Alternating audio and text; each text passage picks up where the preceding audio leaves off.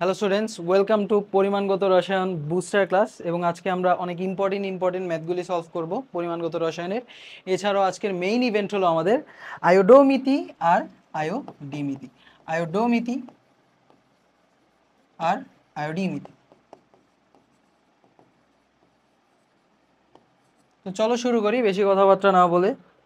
1 নম্বর question warm up করতেছি আমরা। So 2.86 গ্রাম কাপড় কাচার স্ফটিকাকার সোডাকে পানিতে দ্রবীভূত করে পানির আয়তন বা 100 মিলিলিটার দ্রবণ প্রস্তুত করা হলো। সো দ্রবণটির মোলার ঘনমাত্রা কত? এটা পারবা না? খুবই ইজি। সো আমাদের কাপড় কাচার যে সোডা, সেটা হলো আমাদের কি সোডিয়াম কার্বনেট, তাই না? Sodium carbonate. বেকিং সোডা হলো সোডিয়াম বাইকার্বনেট, ঠিক আছে? বা খাবার সোডা হলো sodium bicarbonate. So sodium carbonate, এটা মোলার ঘনমাত্রা চাইছে। সো মোলার ঘনমাত্রা আমরা কি জানি? n/v। আচ্ছা, n মানে তো w/m, so w/m into v। তবে এখানে v কি ছিল? লিটারে ছিল। সো কোনো কারণে যদি আমরা আয়তন মিলিলিটারে দিতে চাই, তখন আমার কি করা লাগে? এই v লিটারে মিলিলিটারে 1000 দিয়ে ভাগ করব। সেটা উল্টায় গিয়ে হয়ে যায় হলো 1000 w divided by mv millilitre. So যে কোনো একটা ফর্মুলা ইউজ করে ফেলবে এবার তুমি চুপচাপ। সো আমাদের দিয়ে রাখছে, ওজন দিয়ে রাখছে এখানে 1000 ইন্টু ওয়েট দিয়ে রাখছে 2.86 ডিভাইডেড বাই সোডিয়াম কার্বনেটের মোলার ঘনমাত্রা। সো আমরা জানি 23 ইন্টু 2 প্লাস 12 প্লাস 16 গুণ 3 106 ইন্টু 100। সো এটা হয়ে যাবে আমাদের মোলার ঘনমাত্রা।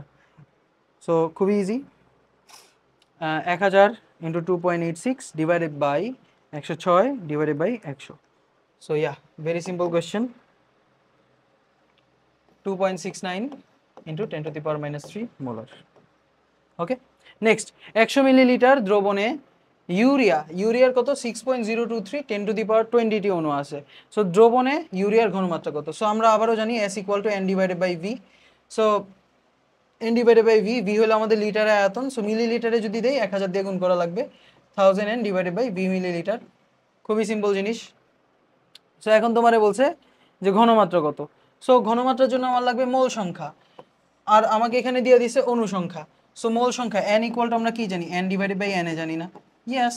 সো n এ ভ্যালু দিয়ে রাখছে 6.023 into 10 to the power 20 divided by আমার n এ অ্যাভোগাড্রোর সংখ্যা হলো 6.023 10 টু দি পাওয়ার 23। সো কাটাকাটি করলে 1/1000 আসে, 1/1000 আসে। সো এখানে হয়ে যাবে 1000 ইন্টু 1/1000। আর যেহেতু আমি মিলিলিটারে নিয়ে নিছি, সো এখানে 100 দিয়ে ভাগ হয়ে যাবে। So 1/100 0.01 molar. খুবই সিম্পল কোয়েশ্চেন না? খুবই সিম্পল কোয়েশ্চেন। আচ্ছা, এখানে যদি তোমারে বলতো ppm এককে ঘনমাত্রা কত, পারতা বের করতে? ppm এককে ঘনমাত্রা, এখানে যদি ppm এককে ঘনমাত্রা চেয়ে পারতা? সো চলো দেখি ppm এককে ঘনমাত্রা কেমনে বের করব। সো আমার মোলার ঘনমাত্রা আছে 0.01 m।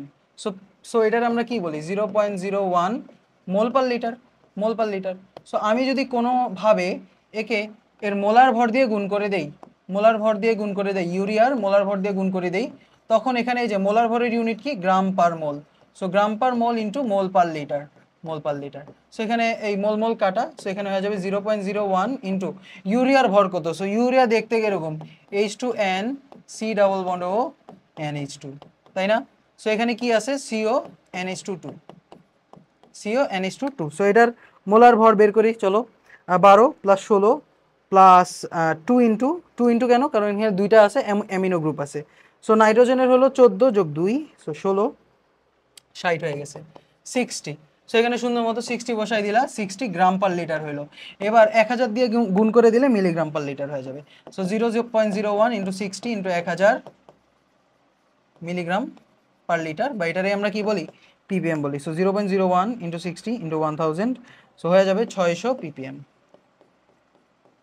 ভালো কোয়েশ্চেন না? ভালো question, very good, very good. বুঝতে পারছো ভাইয়া? বুঝতে পারছো? খুবই সিম্পল ছিল। নেক্সট কোয়েশ্চেন আমরা চলে যাই।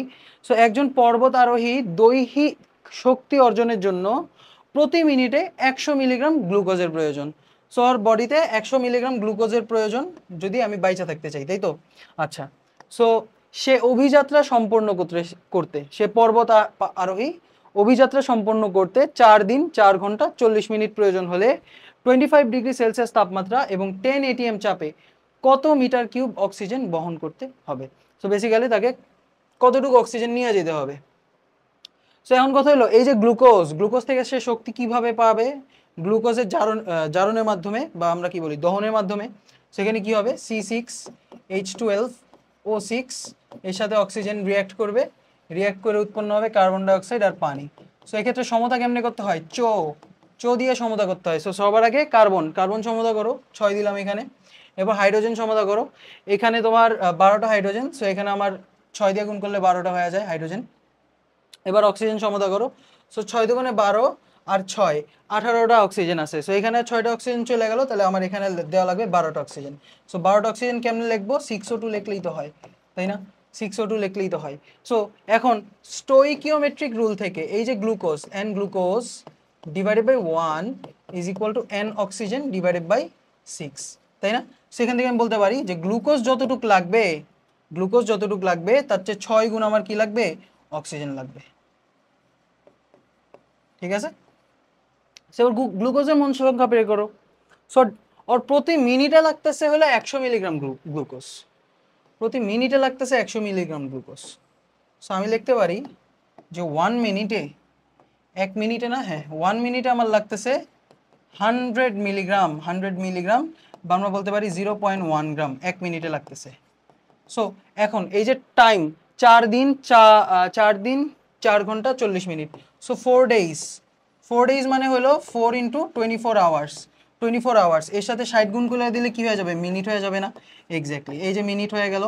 এরপর 4 ঘন্টা, সো 4 আওয়ার্স মানে কত, 4 ইন্টু 60 মিনিটস, তাই না?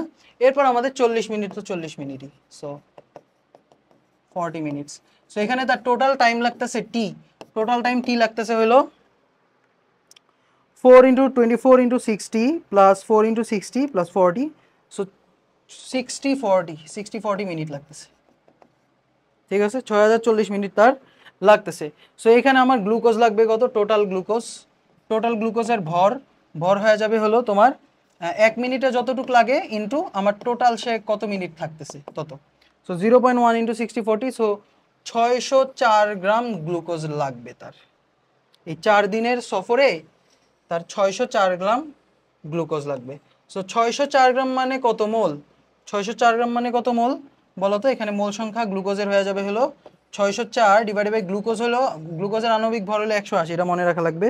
সো হ্যাঁ, সো 604 বাই 180, সো এখানে হয়ে যাবে আমাদের 3.355 মোল, 3.355 মোল। সো এখান থেকে আমি স্টোইকিওমেট্রিক নিয়ম অ্যাপ্লাই করে দিব, পরে পেজে যাই।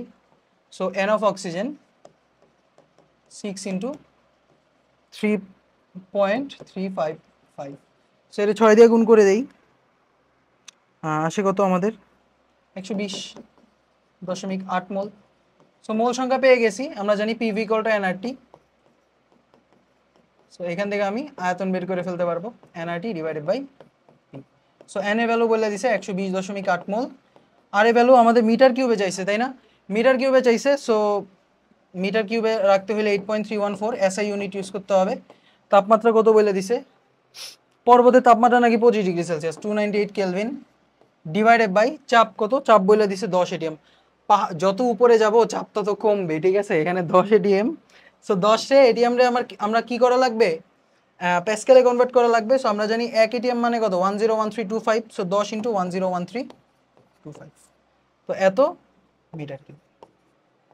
সিম্পল কোয়েশ্চেন, খুবই সিম্পল কোয়েশ্চেন। আরেকবার একটু যদি বুঝাই দেই হালকা করে, তো তার কি হইতেছে, তার গ্লুকোজ লাগতেছে বেঁচে থাকার জন্য। এখন গ্লুকোজ থেকে শক্তি কেমনে পাইতেছে, দহনের মাধ্যমে বা অক্সিজেনের মাধ্যমে, তাই না? সো অক্সিজেনের সাথে রিঅ্যাক্ট করলে আমার এত মোল 6 গুণ বেশি অক্সিজেন লাগে। সো এই অক্সিজেনের যোগান সে পাবে কোত্থেকে, সিলিন্ডার থেকে, তাই না? সিলিন্ডার থেকে। সো এই যে 1 মিনিটে তার 100 মিলিগ্রাম লাগে বা 0.1 গ্রাম লাগে। সো 4 দিন 4 ঘন্টা 40 মিনিটে টোটাল কত মিনিট, সো টোটাল 6040 মিনিটে তার গ্লুকোজ লাগবে কত, 604 গ্রাম। এখন 604 গ্রাম রে তুমি আণবিক ভর দিয়ে ভাগ করে দিলে তোমার গ্লুকোজ লাগতেছে কত, 3.355 গ্রাম মোল। সো ওই মোল, এটা হলো অক্সিজেনের পরিমাণ, PV = nRT মেরে দিছি, হয়ে গেছে সব কিছু মিটার কিউবে আসছে। সব কিছু আমি কি করছি, SI ইউনিটে কনভার্ট করে দিছি, কারণ আমার লাগবে মিটার কিউবে। ঠিক আছে, easy question, very easy question. Next, এটাও ভালো কোয়েশ্চেন, এটা হলো আমাদের সালে আসছিল, আগের দুইটা কোয়েশ্চেনই আমাদের ইয়ারে আসছে, মানে 2022 সালে আসছে সিকের ওয়েটে। তো এই কোয়েশ্চেনটা ভালো আছে, এটা জাস্ট বেসিক যোগ বিয়োগ ভাই। বলছে একটি এলপিজি গ্যাসের সিলিন্ডারে 6.75 KG butane, 5 KG propane, 4 KG propene gas রক্ষিত আছে। কোনো পরিবারের রান্নার জন্য প্রতিদিন 20758 কিলোজুল শক্তির প্রয়োজন হলে ওই সিলিন্ডারের গ্যাস কতদিন ব্যবহার করা যাবে?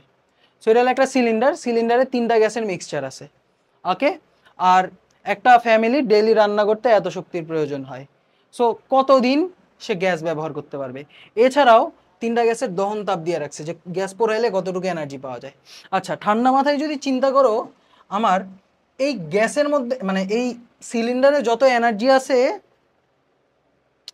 আচ্ছা দেখো এভাবে করতে পারি যে এই যে সিলিন্ডারে যত এনার্জি আছে, total energy is equal to কত, এন ইন্টু একদিনে কত এনার্জি লাগে, তাই না?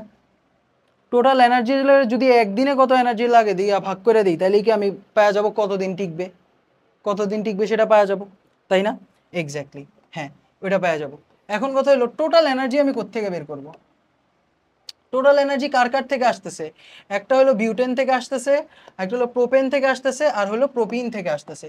সো বিউটেইন মানে কি 4 কার্বন বিশিষ্ট অ্যালকেইন।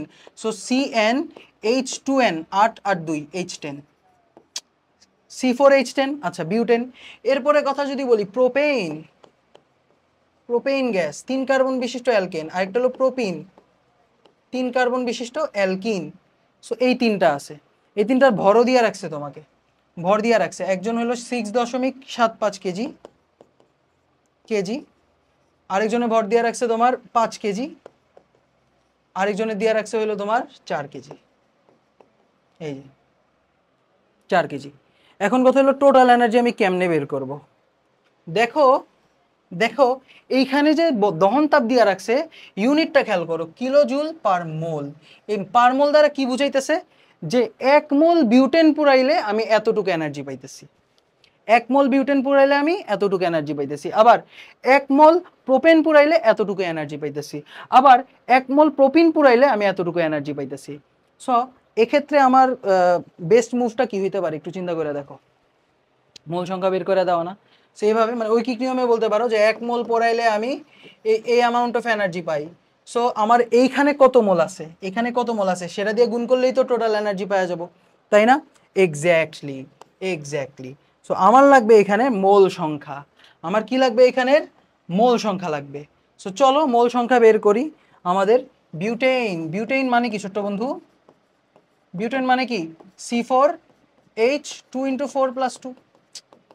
অ্যালকেন মানে কি কেহেদোনা প্লাস 2। সেখানে হয়ে যাবে C4H10। আচ্ছা, একটা হলো প্রোপেইন, সো এটা হয়ে যাবে C3H, 3 × 6 = 2 8, সো C3H8। আচ্ছা, আর প্রোপিনের কথা যদি বলি, প্রোপিন এটা হলো C3H6। আচ্ছা, মোলার ভর পেয়ে গেছি। সো এখান থেকে এবার আমরা মোল সংখ্যা বের করে ফেলতে পারবো না? মোল সংখ্যা কেমনে বের করবো বলো তো? মোল সংখ্যা n is equal two n1 এর কথা বললাম প্রথমটা, মোল সংখ্যা ইকুয়াল টু W/m। তবে এই W কিসে থাকা লাগবে? গ্রামে থাকা লাগবে, আর এটা থাকবে গ্রাম পার মোলে থাকবে, তাই না? খুবই স্বাভাবিক বিষয়, আশা করি বুঝতে পারতেছো। সেই কোয়েশ্চেনটা যথেষ্ট ভালো, হ্যাঁ।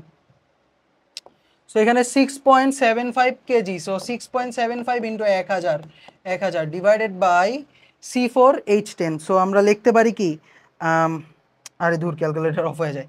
আচ্ছা, সো 4 × 12 প্লাস 10 × 1, 4 × 12 10 × 1। আবার N2 এর জন্য বের করো, এটা কত হবে তোমার 5 কেজি। সো 5 × 1000 ডিভাইডেড বাই কই গেল এই যে 12 × 3 প্লাস 1 × 8। আচ্ছা, আর এরপরে N3 এর কথা যদি বলি, এটা হলো 4 KG. So 4 × 1000 divided by 12 × 3 plus 1 × 6। So এই যে টোটাল মোল সংখ্যা আমি পেয়ে গিয়েছি। সো এখান থেকে আমি বলতে পারি, ধর এরপরে পেজে যাই, হ্যাঁ, এখান থেকে আমরা একটু এটা মুছি। ভালোই করছি। এইবার আমি টোটাল এনার্জিটা বের করব। টোটাল এনার্জি ই টোটাল হবে হলো E butane into N butane plus E2N2 plus E3N3। আরে ভাই বুঝতে পারতেছে না, দূর। 1 মোল পোলাইলে এত এনার্জি, সো এন মোল পোলাইলে কত, এত এনার্জি গুণ হয়ে যাবে না? Yes, exactly. তাহলে এটা কত মোল আছে? 6.75 into 1000 divided by 4 into 12 plus 10। So এটার সাথে আমি কারে গুণ করে দিব? এটার সাথে আমি গুণ করে দিচ্ছি 2650। সো এখানে হয়ে যাবে কত, 308405 কিলোজুল প্লাস দ্বিতীয়টার জন্য করি 5000 ডিভাইডেড বাই 12 ইন্টু 3 প্লাস 8, ভালো কথা, ইন্টু 2150। সো 2150 করলে এবার আসে 244318। আচ্ছা, দশমিকগুলি বাদ দাও, দশমিকগুলি দরকার নাই।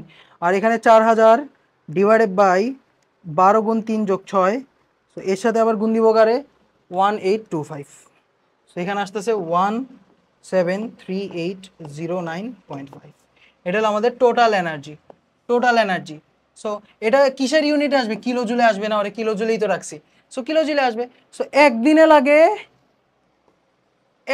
লাগে এই যে, সো আমি কি করব, n equal to total energy divided by একদিনের এনার্জি, তাইলেই তো হয় ভাই একদিনে লাগে, এই যে ই 1 ডে তে চলে একদিন, তাহলে ই টোটালে চলে 1/E1 ডে ইন্টু ইটি, তাই না? নর্মালি করে দিলেই বুঝতে পারবে, তেমন কিছু না, খুবই সিম্পল। সো করে ফেলি ভাগ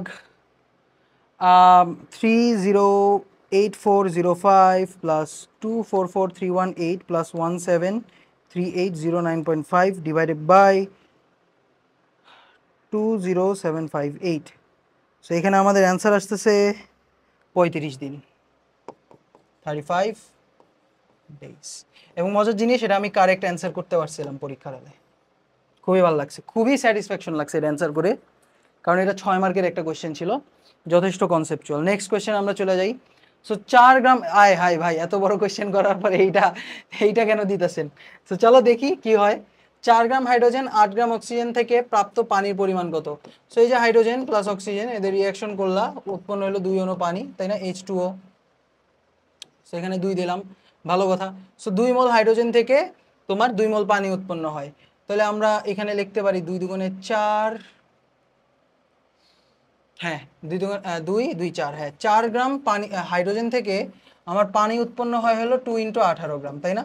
সো অ্যান্সার হয়ে যাবে হলো 18 দুগুণে 36 গ্রাম। এবং তুমি তোমার জীবনের সবচেয়ে বড় ভুল করতেছো। এটা 2 মোল থেকে এটা 2 মোল উৎপন্ন হয়, তাহলে এটা 4 গ্রাম থেকে এটা কত গ্রাম উৎপন্ন হবে? 18 দুগুণে 36 গ্রাম উৎপন্ন হবে। খুবই সিম্পল একটা কোয়েশ্চেন, তাই না? এটা কেন হইলো? কারণ তুমি লিমিটিং বিক্রিয়কের কথা ভুলে গেছো। সো লিমিটিং বিক্রিয়ক কি করে? বিক্রিয়ারে থামায় দেয় না, মানে আগে শেষ হয়ে বিক্রিয়ারে কি করে ফেলে? থামায় দেয়। সো এখানে তোমার আগে লিমিটিং বিক্রিয়ক দেখা লাগতো, দেন লিমিটিং বিক্রিয়কের হিসাবে চেক করা লাগতো। কি বললাম? লিমিটিং বিক্রিয়ক দেখবা, লিমিটিং বিক্রিয়কের হিসাবে তুমি চেক করবা। সো যেমন এখানের কথা যদি বলো, এখানে 4 গ্রাম হাইড্রোজেনের সাথে বিক্রিয়া করতে হয় কত গ্রাম অক্সিজেনের? 8 দুগুণে 16 গ্রাম 16 দুগুণে 32 গ্রাম অক্সিজেনের রিয়াকশন করতে হয়। 32 গ্রাম অক্সিজেন আছে হলো 8 গ্রাম অক্সিজেন। সো এখানে কে লিমিটিং বিক্রিয়ক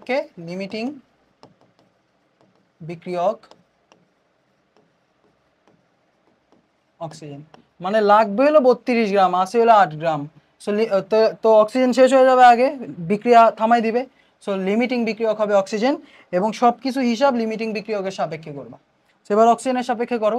সো তুমি লিখবা যে 32 গ্রাম অক্সিজেন থেকে আসে হলো আমাদের 18 দুগুণে 36 গ্রাম পানি।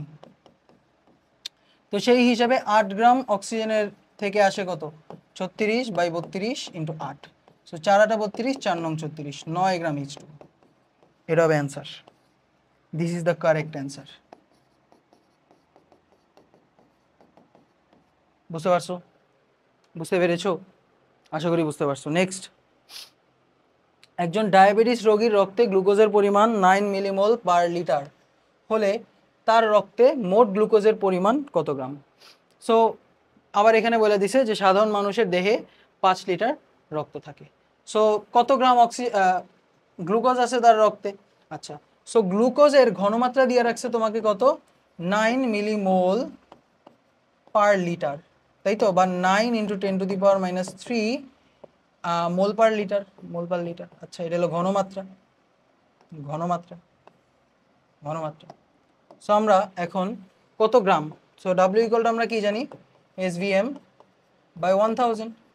সো সুন্দর মতো বসায় দাও। এস হইলো আমাদের 9 × 10⁻³ ইন্টু ভলিউম কত এখানে 5 লিটার, সো 5000 লিটার।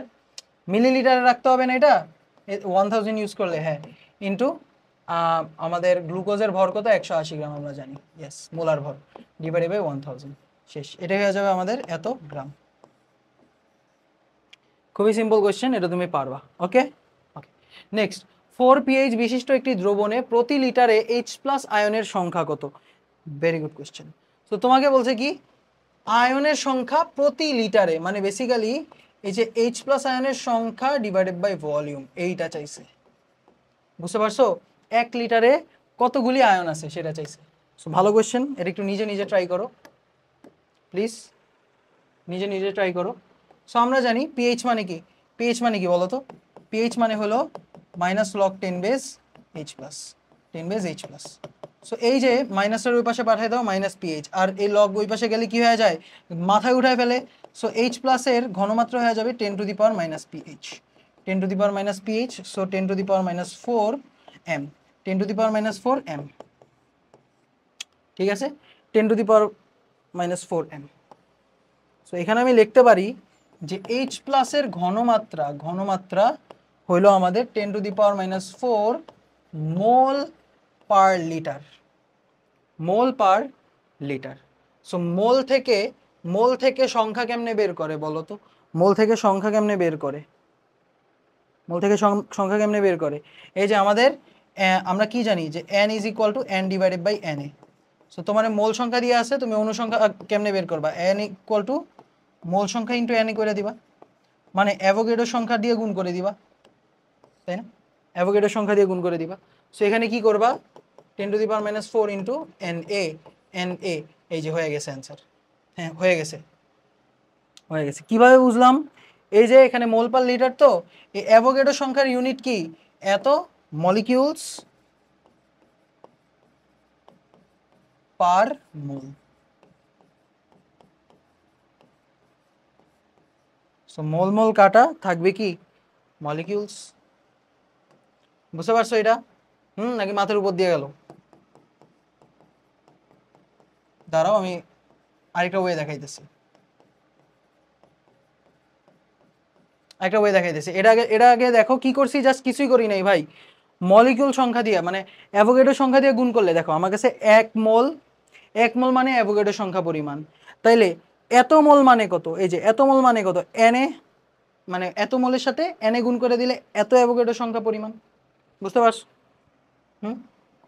এটা ডিফারেন্ট ওয়েতে কইরা দেখাই, ডিফারেন্ট ওয়েতে কইরা দেখাই। এই যে আমরা জানি n/v, H+ এর ঘনমাত্রা মানে কত, n/v না, n/v না, হ্যাঁ অবশ্যই n/v। সো এইখান থেকে n মানে কত, n মানে হলো স্মল n মানে হলো n ডিভাইডেড বাই অ্যাভোগাড্রো সংখ্যা, এই যে H+ এর ঘনমাত্রা, তাই না? এরপর আমি এখান থেকে লিখতে পারি যে n/v, এই যে 1 লিটারের সংখ্যা, 1 লিটারের পরমাণু সংখ্যা = H+ ঘনমাত্রা ইন্টু এই যে অ্যাভোগাড্রো সংখ্যা। এটা হলো ডিফারেন্ট ওয়েটা।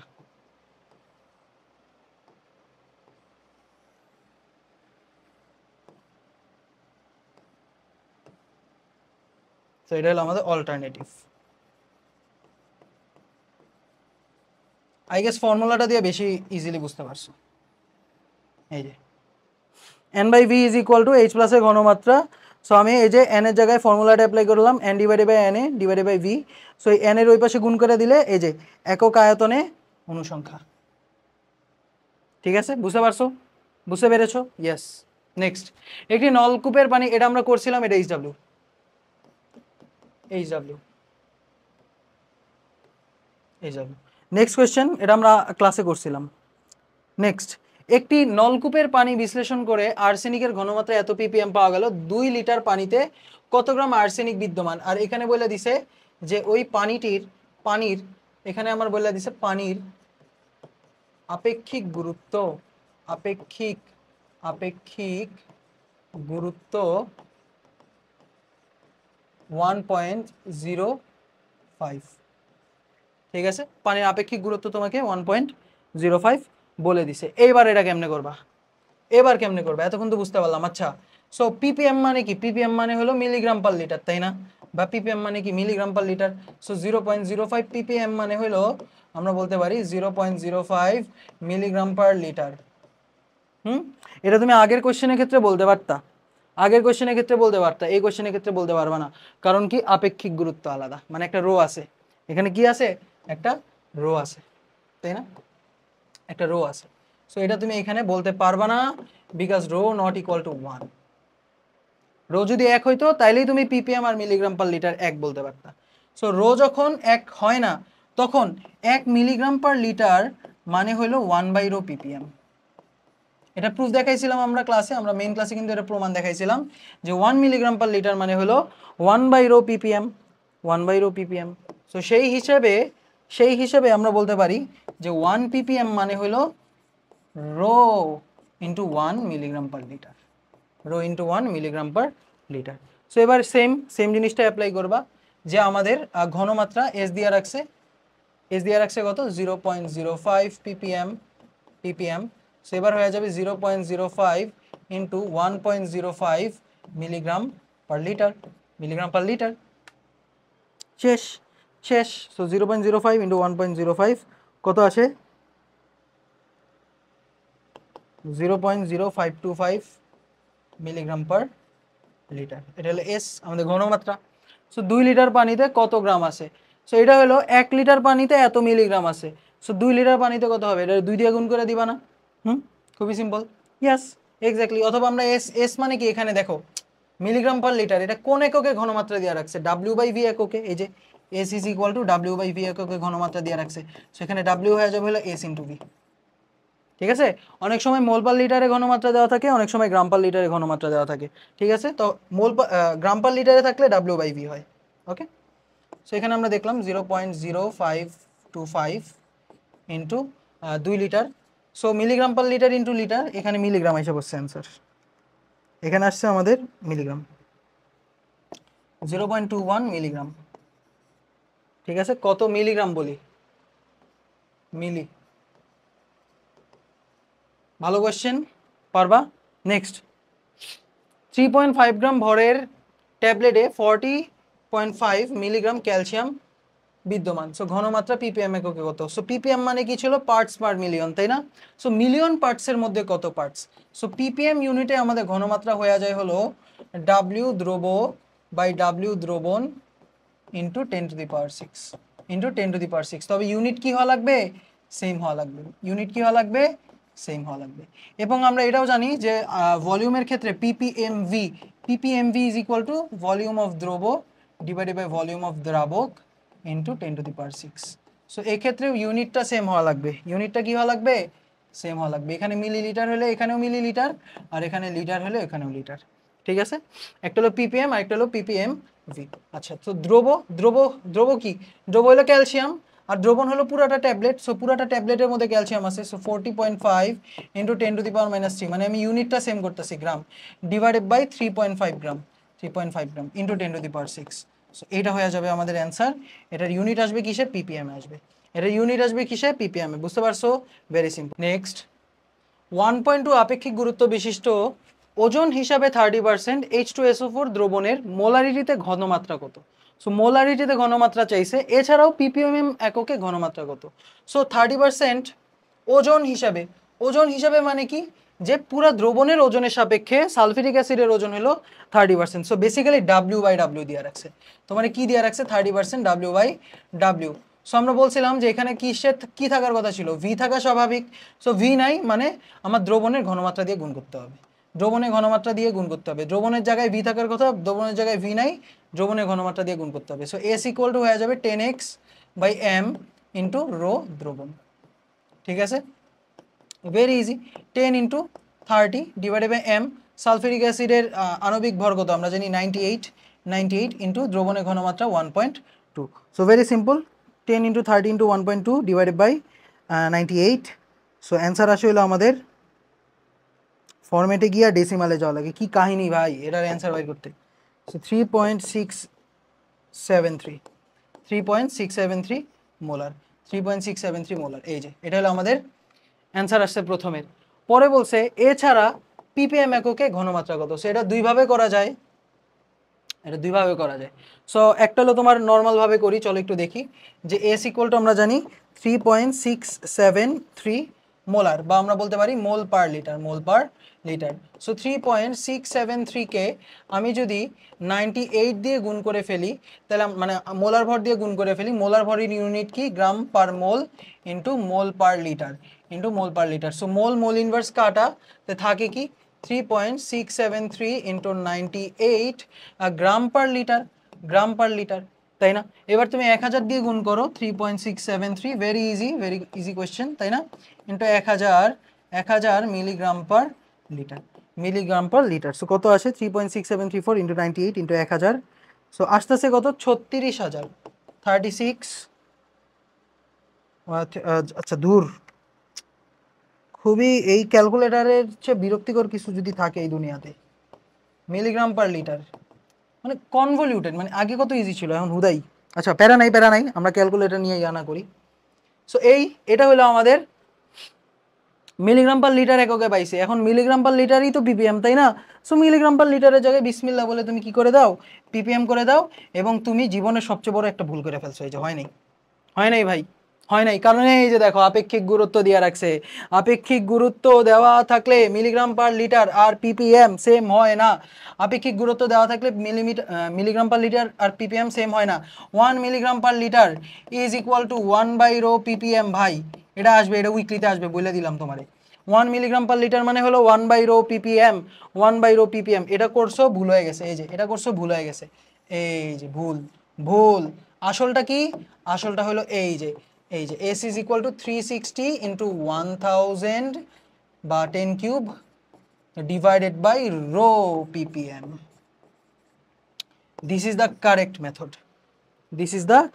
এটারে এখন 1.2 দিয়ে ভাগ করে দাও, সো কত আসে 300 into 10 cube ppm. This is the answer, 300 into 10 cube ppm। বুঝতে পারছো? খুবই সিম্পল না? খুবই সিম্পল, ইয়েস। তবে আমি আরেকটা কোয়েশ্চেন, এটার মানে আরেকটু ডিফারেন্ট ওয়েতে একটা অল্টারনেটিভ মেথড যদি তোমাকে দেখাই আমার ভালো লাগতো। সো অল্টারনেটিভ একটা মেথড দেখাবো এখানে, অল্টারনেটিভ, ঠিক আছে, অল্টারনেটিভ। আচ্ছা, সো তোমাকে বলে দিয়েছে 30% W/W দ্বারা কি বোঝায় ভাই? 30% W/W দ্বারা বোঝায় 100 গ্রাম দ্রবণে 30 গ্রাম দ্রব। সো এই যে W দ্রবণ দিয়ে রাখছে, সুন্দর মতো পিপিএম হয়ে যাবে কত, W দ্রব বাই W দ্রবণ ইন্টু 10⁶, ইন্টু কত 10⁶। সো হয়ে গেছে, এই যে শেষ, 30/100 ইন্টু 10⁶। ওকে, 30 ইন্টু 10⁴ বা 300 ইন্টু 10 কিউব ppm। বুঝতে পারছো? সো অনেকভাবে করতে পারো, কিন্তু একটা কোয়েশ্চেন অনেকভাবে সলভ করা যায়, অনেকভাবে বলতে এই দুইভাবে সলভ করা যায়, আর কোনো ওয়ে নাই, ঠিক আছে? মাথায় রাখতে পারবা, এই কোয়েশ্চেন আসতে পারে যে কোনো মুহূর্তে, যে কোনো সময়। নেক্সট কোয়েশ্চেন, পাকস্থলীতে উৎপন্ন পাচক রসে হাইড্রোক্লোরিক অ্যাসিডের পরিমাণ 2.95 মিলিগ্রাম পার লিটার। আচ্ছা ভালো কথা, যদি একজন ব্যক্তির পাকস্থলীতে প্রতিদিন 1.1 লিটার পাচক রস উৎপন্ন করে, তাহলে প্রতিদিন উৎপন্ন হাইড্রোক্লোরিক অ্যাসিডকে সম্পূর্ণরূপে প্রশমিত করতে কতগুলো অ্যান্টাসিড ট্যাবলেটের প্রয়োজন হবে? আচ্ছা, প্রতিটি ট্যাবলেটের 230 মিলিগ্রাম অ্যালুমিনিয়াম হাইড্রোক্সাইড থাকে, খুব ভালো কথা। সো আমাদের HCl কতটুকু আছে সেটা বাইর করব, এবং আমরা স্টকিওমেট্রিক রিলেশন যেটা আছে এদের দুজনের মধ্যে তো সম্পর্ক আছে, তাই না? ওই সম্পর্ক থেকে অ্যালুমিনিয়াম হাইড্রোক্সাইডের ভর বাইর করব, যে এতটুকরে করতে কতটুক লাগে ওইটা বের করব, এরপর বাকিটা ইতিহাস, খুব ইজিলি করতে পারবো। সো বেসিক্যালি সবার আগে আমার লাগবে অ্যালুমিনিয়াম HCl এর ভর। সো HCl এর ভর কি হবে বলো তো সো 2.95 মিলিগ্রাম পার লিটার, মানে 1 লিটারে এত মিলিগ্রাম। সো 1.1 লিটারে কত মিলিগ্রাম? 2.95 ইন্টু 1.1, তাই না? এই যে মিলিগ্রাম পার লিটার ইন্টু এত লিটার। সো কাটাকাটি করো, হয়ে যাবে 2.95 ইন্টু 1.1, 2.95 ইন্টু 1.1। সো কত আসবে এখানে? ক্যালকুলেটরটা না আমার খুবই পেইন দিচ্ছে আমাকে। হ্যাঁ, 3.245 ইউনিট কি হবে এটার? মিলিগ্রামে, কিন্তু খবরদার ইউনিট কি হবে? মিলিগ্রামে।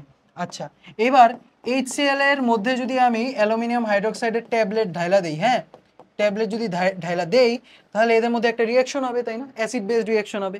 সো এই যে 3 আর এখানে 1 উৎপন্ন হবে অ্যালুমিনিয়াম ক্লোরাইড, আর সাথে উৎপন্ন হবে পানি। সো এখানে তিনটা পানি হবে। আচ্ছা, সো এখান থেকে আমি বলতে পারতেছি যে 3 ইন্টু 36.5 গ্রাম HCl এর সাথে বিক্রিয়া করে কতটুকু 27 প্লাস OH এর ভর হলো 17 গুণ 3, সো 78 গ্রাম অ্যালুমিনিয়াম হাইড্রোক্সাইড। ঠিক আছে, 3 ইন্টু 36.5 এর সাথে রিয়াক্ট করে 78 গ্রাম। সুতরাং 3.245 মিলিগ্রামের সাথে রিয়াক্ট করবে কতটুকু? এখানে দিয়ে দিব 78 divided by 3 into 36.5 into 3.245 milligram. হ্যাঁ ভাই, আপনি মিলিগ্রাম কোত্থেকে বললেন? আরে এখানে গ্রাম কাটা, সো এই মিলিগ্রাম ওই পাশে গেলে তো মিলিগ্রামই হবে, খুবই স্বাভাবিক জিনিস। সো এখানে হয়ে যাবে 78 ডিভাইডেড বাই 3 ইন্টু 36.5 ইন্টু 3.245। আচ্ছা, কত আসে? 2.3 মিলিগ্রাম। 2.3 মিলিগ্রাম। এখানে কিছু একটা কাহিনী হয়েছে, বুঝছো? এখানে কিছু একটা কাহিনী হয়েছে। কি রে ভাই এখানে? হ্যাঁ, কিছু একটা কাহিনী হয়েছে। সো আমার লাগবে 2.3 মিলিগ্রাম। এখানে সম্ভবত এখানে ধরো গ্রামে ছিল, ঠিক আছে? 2.95 গ্রাম পার লিটার, ঠিক আছে? তাহলে এখানে হয়ে যাবে 2.95 গ্রাম।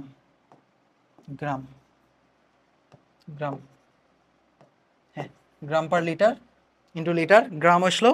সো এখানে ইউনিট এসে পড়ছে গ্রামে, ঠিক আছে? সো আমার লাগবে 2.3 গ্রাম অ্যালুমিনিয়াম হাইড্রোক্সাইড।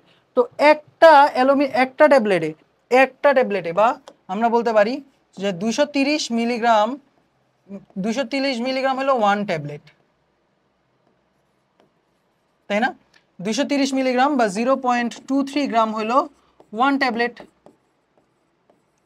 তাইলে আমার কথা হলো 2.3 গ্রাম এর জন্য আমার কয়টা ট্যাবলেট লাগবে? 1 ডিভাইডেড বাই 0.23 ইন্টু 2.3। হ্যাঁ, 2.3 ডিভাইডেড বাই 0.23, 10টা ট্যাবলেট লাগবে। Answer is 10 tablets. বুঝতে পারছো? খুবই ইজি না? সো একটা ট্যাবলেটে 230 মিলিগ্রাম বা আমরা বলতে পারি 0.23 গ্রাম অ্যালুমিনিয়াম হাইড্রোক্সাইড থাকে। তাইলে আমার লাগবে অ্যালুমিনিয়াম হাইড্রোক্সাইড 2.3 গ্রাম, ঠিক আছে? সো ভাগ করে দিলেই পাওয়া যাবো কি কয়টা ট্যাবলেট লাগবে। খুবই সিম্পল জিনিস। হ্যালো, ইয়েস, ওকে, বুঝতে পারতেছো? ওকে, নেক্সট কোয়েশ্চেনে চলে যাই আমরা।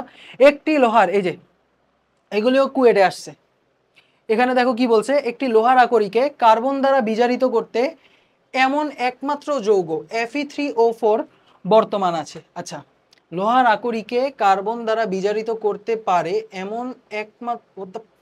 এমন একমাত্র যৌগ Fe2O। আচ্ছা, মানে শুধুমাত্র Fe3O4 বর্তমান আছে, আর সাথে কি আছে? কার্বন আছে। আচ্ছা, ঠিক আছে, কার্বন আছে। 2500 কেজি এই আকরিকের সমস্ত আয়রনকে কার্বন বিজারণ প্রক্রিয়ায় নিষ্কাশন করতে 200 কিলোগ্রাম বিটুমিনাস কয়লার প্রয়োজন হয়। আচ্ছা, 200 মিলিগ্রাম কনকেন 200 কেজি কয়লা লাগে এই আয়রনের আকরিক থেকে আয়রনরে আলাদা করতে 200 কেজি আমার কয়লা লাগে। সো ওই আকরিকে আয়রনের শতকরা পরিমাণ কত? ওই আকরিকে আয়রন কতটুকু আছে সেটা আমারে বের করতে বলছে। এবং এখানে বলে দিছে যে কয়লার কার্বনের পরিমাণ হলো 75%। আচ্ছা, তাহলে আমি সবার আগে একটু দেখি কয়লার ভর। কয়লার ভর হলো আমাদের 200 কেজি, ঠিক আছে? সো এই কয়লা থেকে আমি কার্বন কতটুকু পাইতেছি? কার্বন পাইতেছি হলো 200 ইন্টু 75% বা 0.75। So 200 into 0.75 which is 150 KG carbon আছে আমার কাছে। হ্যাঁ, আমি অ্যাকচুয়ালি ইউজ করতেছি কত? 150 কেজি কার্বন। ওকে, 150 কেজি কার্বন। এখন এই যে Fe3O4 এর সাথে যখন আমি কার্বনের রিয়াকশন করব তখন উৎপন্ন হবে আয়রন এবং কার্বন ডাইঅক্সাইড। কারণ কি জানো, কার্বন হলো একটা বিজারক, কার্বন বিজারক। এরকম আমরা ক্লাস 10-এ থাকতে পড়ছিলাম, ওই যে জিঙ্ক অক্সাইডের আকরিককে কার্বনের সাথে বিক্রিয়া দিলে উৎপন্ন হয়ে যায় কত, জিঙ্ক প্লাস কার্বন ডাইঅক্সাইড বা কার্বন মনোক্সাইড ছিল সম্ভবত। বুঝতে পারতেছো, কারণ কার্বন একটা বিজারক ছিল এই বিক্রিয়াগুলি। সেখানে খুবই সিম্পল জিনিস যে আয়রনের সাথে এই যে কার্বন যুক্ত করলে আয়রন উৎপন্ন হবে আর কার্বন ডাইঅক্সাইড উৎপন্ন হবে। সো আমার এখানে 4টা অক্সিজেন, এখানে আমার 2 দুগুণে 4টা ইয়া দিয়ে দিলাম, আর এখানে আয়রন 3টা, এখানে 3টা আয়রন দিয়ে দিলাম, কার্বন 2টা, এখানে 2টা কার্বন দিয়ে দিলাম। ঠিক আছে, কার্বন 2টা, কয়টা কার্বন দিয়ে দিলাম, 2টা কার্বন দিয়ে দিলাম। This is the reaction. Okay, ভালো কথা, ওকে ভালো কথা। সো এই আয়রন Fe3O4 এটার ভর কত? আয়রন আমরা জানি 55.85, তাই না? সো আমি লিখি 55.85 ইন্টু 3 প্লাস 16 গুণ 4। সো আমার এরে ভাই 55 ক্যালকুলেটার, 55.85 ইন্টু 3 প্লাস 16 গুণ 4, এখানে ফরম্যাটে টিপ দিতে হবে। আচ্ছা ঠিক আছে, ফরম্যাটে টিপ দিলাম। 231.55 গ্রাম আয়রন এর জন্য আমার কার্বন লাগে হলো 12 দুগুণে 24 গ্রাম, 24 গ্রাম কার্বন লাগে আমার।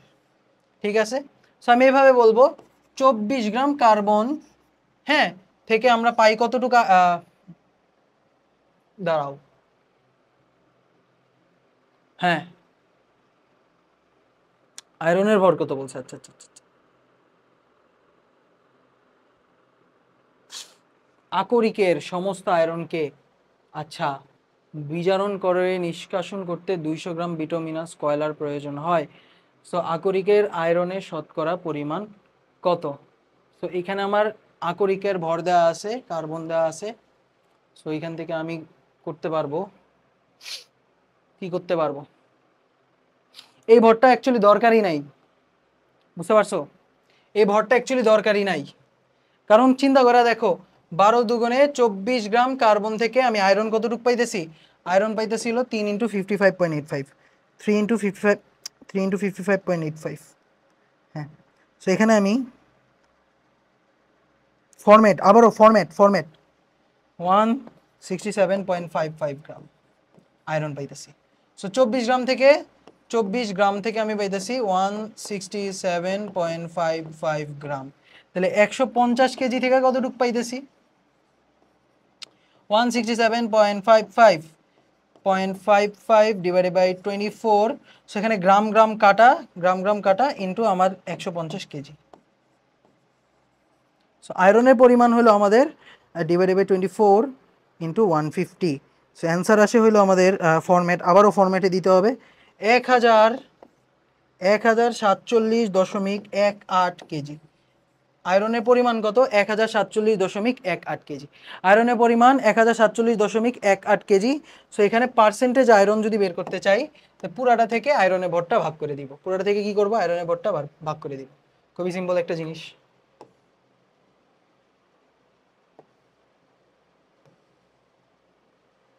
ওকে, সেখান থেকে আমি পাওয়া যাব কি বলো এটা রে, গেল কই, ও পার্সেন্টেজ আয়রন, আমার আয়রনের অ্যাকচুয়াল ভর ডিভাইডেড বাই আকরিকের টোটাল ভর 2500 ইন্টু 100%, এটাই হলো আমাদের আয়রনের পরিমাণ। সো ইয়েস, কি রে,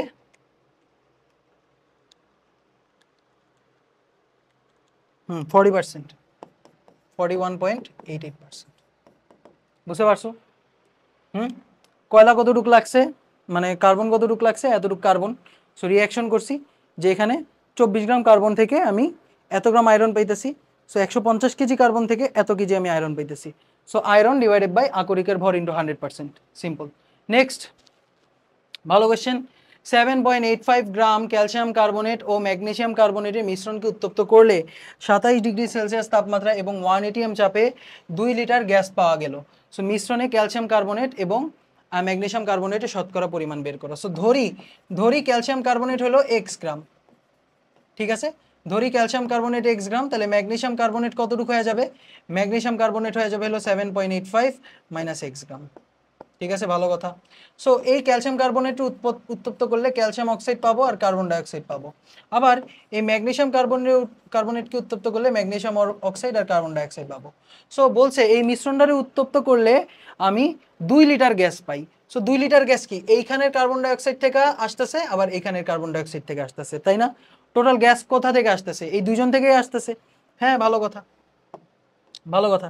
সো এইবার এইবার এক্ষেত্রে আমি স্টোকিওমেট্রিক সম্পর্ক থেকে যদি দেখি, so n calcium carbonate divided by 1 is equal to n carbon dioxide divided by 1।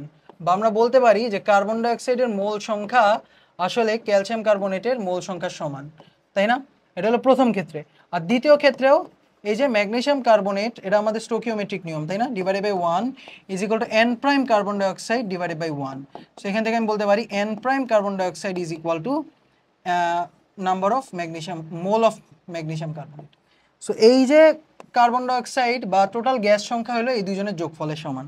Total gas এর মোল সংখ্যা বা n গ্যাসের মোল সংখ্যা হলো আমাদের হয়ে যাবে হলো n calcium carbonate plus n magnesium carbonate, বা আমরা বলতে পারি ওই যে কার্বন ডাইঅক্সাইড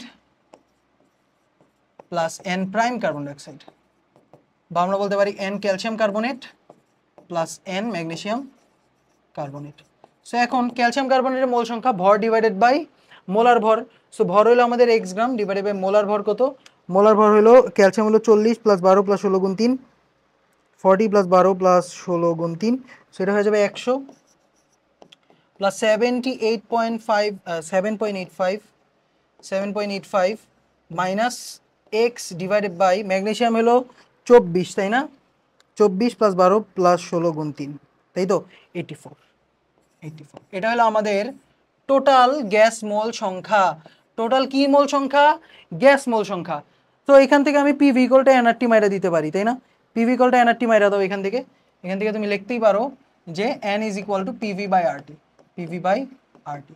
সো পি কত? চাপ হলো আমাদের বলে দিছে কোশ্চেনে 1 atm এবং 27 ডিগ্রি সেলসিয়াস। সো 1 atm আর 2 লিটার বলে দিছে। আর এখানে তাহলে এটিএম আর লিটার থাকলে 0.0821 হয়ে যাবে না? ইন্টু তাপমাত্রা হলো 27 ডিগ্রি সেলসিয়াস, মানে হলো 300 কেলভিন, 300 কেলভিন। এটা কার সমান? এটা হলো আমাদের x divided by 100 plus 7.85 minus x divided by 84, এটা সমান। সো এখান থেকে তুমি x এর ভ্যালু বের করতে পারবা না ক্যালকুলেটারে? ওয়াও, তো এই ক্যালকুলেটার এখন আমাকে এই যে হোমে টিপ দিব, এরপর দেখো এইটা এই ক্যালকুলেটার হোমে টিপ দিবা, এরপর এখানে গুতায় গুতায় যাবা, এখানে ইকুয়েশনে যাবা, সলভারে যাবা, কত কাহিনী এখানে। এবার x ডিভাইডেড বাই 100 করবা প্লাস 7.85 না নাকি 78.5, হ্যাঁ 78.85 divided by x divided by 84 করবা। এরপর তুমি লিখবা equal sign 1 into 2 divided by 0.0821 into 300। So এবার তুমি ইকুয়াল চাপ দিবা, এবার এক্সিকিউটে চাপ দিবা, এই যে এসে পড়ছে 6.43 গ্রাম। সো ক্যালসিয়াম কার্বনেটের পরিমাণ 6.43 গ্রাম। তাহলে আমাদের ম্যাগনেসিয়াম কার্বনেট কত হবে? ম্যাগনেসিয়াম কার্বনেট হয়ে যাবে হলো 7.85 মাইনাস 6.43। সো 7.85 মাইনাস 6.43, এই যে এখন আবার ভেরিয়েবল এরর দেখায়, কত কাহিনী। 7.85 মাইনাস 6.43, সেখানে হয়ে যাচ্ছে। এখন তুমি আবার কি করবা? ফরম্যাটে টিপ দিবা, ডেসিমালে টিপ দিবা, 1.42 গ্রাম। সো দেখি কোশ্চেনে কি চাইছে, বলছে শতকরা পরিমাণ কত। সো ক্যালসিয়াম কার্বনেটের শতকরা পরিমাণ কত দেখি বের করো। Percentage CaCO3 is equal to তোমার 6.43 ডিভাইডেড বাই 7.85 ইন্টু 100%। আর ম্যাগনেসিয়াম কার্বনেটের পার্সেন্টেজ হয়ে যাবে হলো, বাকিটা 100 মাইনাস ওইটা করে দিবা, অথবা 1.42 divided by 7.85 into 100%। Okay, easy question, easy answer, বুঝতে পারছো? এখানে জাস্ট কি করছি, এই যে গ্যাসের মোল সংখ্যা ছিল, সো আগে গ্যাসগুলি বের করছি, গ্যাসের মোল সংখ্যা যোগ করছি, এবং আমরা কি করছি গ্যাসের সাথে এই যে কঠিন পদার্থ, এর মধ্যে একটা রিলেশন বের করছি। এটা কোথা থেকে পাইছি? স্টোকিওমেট্রিক নিয়ম থেকে বের করছি, বের করে যোগ করে দিছি, এবার পি ইকুয়াল টু এনআরটি মাইরা দিছি, শেষ খেলা, ইজি। এর পরে কোশ্চেনটাও পারবা। ও এটাও ভালো কোশ্চেন, যে 7.85 ক্যালসিয়াম কার্বনেট ও ম্যাগনেসিয়াম কার্বনেটের মিশ্রণকে অধিক পরিমাণে HCl এ দ্রবীভূত করলে এত পরিমাণ গ্যাস পাওয়া যায়। সো এখানে কি হইতেছে দেখো, এই ক্যালসিয়াম কার্বনেটের সাথে HCl বিক্রিয়া করতেছে। এবার কে বিক্রিয়া করতেছে? HCl। সো HCl বিক্রিয়া করলে উৎপন্ন হবে CaCl2 plus H2O plus CO2, CaCl2 H2O plus CO2। ঠিক আছে, সো এটা হলো সলিড, এটা হলো আমাদের অ্যাকোয়াস। সো এদের রিয়াকশন হলে এটা হবে সলিড, এ পানি, পানি হয়ে যাবে কি লিকুইড, পানি হবে লিকুইড। পানি কিভাবে গ্যাস হয় ভাই? আর কার্বন ডাইঅক্সাইড হয়ে যাবে গ্যাস। ঠিক আছে, HCl এর দ্রবণ, সো অবশ্যই পানি লিকুইড হবে। আচ্ছা, আর অন্যদিকে MgCO3 এর সাথে HCl এর রিয়াক্ট করাও। ও এখানে 2 দেওয়া লাগবে, 2 দিলাম। সো হ্যাঁ ঠিক আছে, হ্যাঁ MgCl2 plus H2O plus CO2, gas, liquid, solid, solid, aqueous. সেটা পারবা না ভাই? এটা পারবা। সবার আগে এই যে গ্যাসের সাথে রিলেশন করো, গ্যাসের সাথে রিলেশন করো, পিভি ইকুয়াল টু এনআরটি মারো, এটারে ধরো এক্স, এটা হয়ে যাবে হলো 7.85 মাইনাস এক্স। সো বাকিটা তুমি পারবা, বাকিটা তুমি পারবা, এটা HW। ঠিক আছে, রিয়াকশনটা দেখাই দিলাম, সম্পর্কটা তুমি বের করবা। নেক্সট, 184 গ্রাম ক্যালসিয়াম কার্বনেট এবং ম্যাগনেসিয়াম কার্বনেট এর মিশ্রণকে উত্তপ্ত করলে 96 গ্রাম অবশেষ পাওয়া গেলে এদের মিশ্রণের পরিমাণ কত? সো ক্যালসিয়াম কার্বনেট, ধরি এক্স পরিমাণ ক্যালসিয়াম কার্বনেট থাকে, সো এর উত্তপ্ত করলে ক্যালসিয়াম অক্সাইড আর কার্বন ডাইঅক্সাইড উৎপন্ন হয়। আর ম্যাগনেসিয়াম কার্বনেটকে উত্তপ্ত করলে কি উৎপন্ন হয়? Magnesium oxide plus carbon die oxide. So এখানে অবশেষ কারা? এই যে এইটা ক্যালসিয়াম অক্সাইডের অবশেষ আছে, ম্যাগনেসিয়াম অক্সাইডের অবশেষ আছে। সো এখানে আমাদের টোটাল 184 মাইনাস এক্স। ঠিক আছে, সো এটার 100 গ্রাম থেকে এটার, আচ্ছা হ্যাঁ, ক্যালসিয়াম কার্বনেটের 100 গ্রাম, এই যে এবার লেখো রিলেশন বের করো, যে 100 গ্রাম CaCO3 থেকে আমি অবশেষ পাইতেছি কত গ্রাম? এখানে 40 প্লাস 16, সো 56 গ্রাম, 56 গ্রাম কি পাইতেছি? অবশেষ পাইতেছি। আচ্ছা, অবশেষ পাইতেছি। তাহলে আমি এক্স গ্রাম থেকে পাবো কতটুকু? এক্স গ্রাম থেকে পাবো 56 এক্স ডিভাইডেড বাই 100 গ্রাম। আচ্ছা, এবার ম্যাগনেসিয়াম কার্বনেটের কথা চিন্তা করো, তুমি 84 গ্রাম MgCO3 থেকে পাইতেছো 24 প্লাস 16, সো 40 গ্রাম, 40 গ্রাম ম্যাগনেসিয়াম অক্সাইড অবশেষ। এটাও তো অবশেষ ভাই, অবশেষ না, অক্সাইড হলো অবশেষ, পোড়া থাকে যেটা। আর তাহলে আমি এখান থেকে বলতে পারবো 184 minus X gram magnesium carbonate থেকে পাবা 40/84 into 184 minus X, 184 minus X gram. এখন কথা হলো টোটাল অবশেষের পরিমাণ কত? এইটা প্লাস এইটা, টোটাল অবশেষের পরিমাণ এইটা প্লাস এইটা, তাই না? টোটাল অবশেষ এইটা প্লাস এইটা। সো এবার লিখবা টোটাল অবশেষ ইজ ইকুয়াল টু, তোমাকে কোশ্চেনে বলে দিছে 96 গ্রাম, 96 গ্রাম। সো এখান থেকে দেখো x 56x by 100, 56x by 100 plus 184 minus x divided by 84 into 40 is equal to 96. So এখান থেকে x এর ভ্যালু পাওয়া যাবে ম্যাজিক্যালি 100 গ্রাম। আর তাহলে আমি এটা ক্যালসিয়াম কার্বনেট পেয়ে গেছি, আর ম্যাগনেসিয়াম কার্বনেট কত হবে? 184 মাইনাস এক্স বা 84 গ্রাম। ঠিক আছে, বাকিটা পারবা, বাকিটা তুমি পারবা। পার্সেন্টেজ তুমি বের করতে পারবা না রে ভাই, পার্সেন্টেজ বের করতে পারবা। এই যে percent CaCO3 is equal to 100 divided by 184 into 100, তাই না?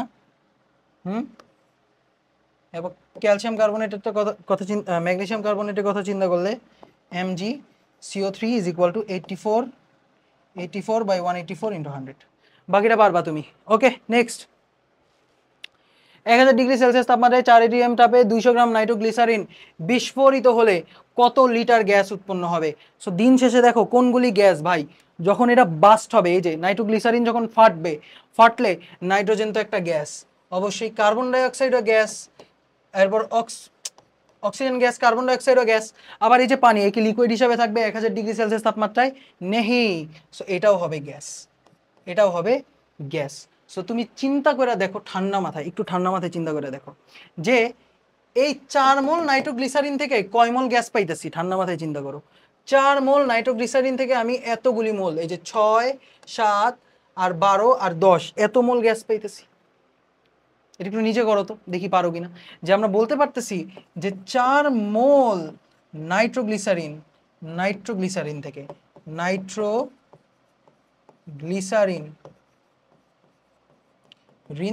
আমি গ্যাস পাইতেছি হলো 6, 1, 12, 10 মোল গ্যাস। চিন্তা করে দেখো 6 যোগ 1 যোগ 12 যোগ 10, সো 29 মোল গ্যাস পাইতেছি।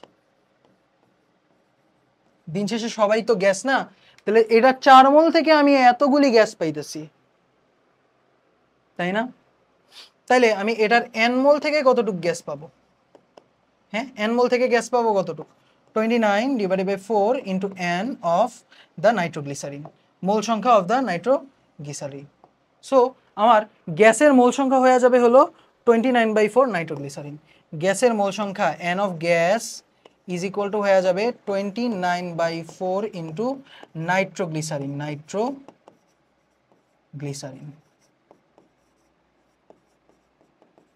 বুঝতে পারছো?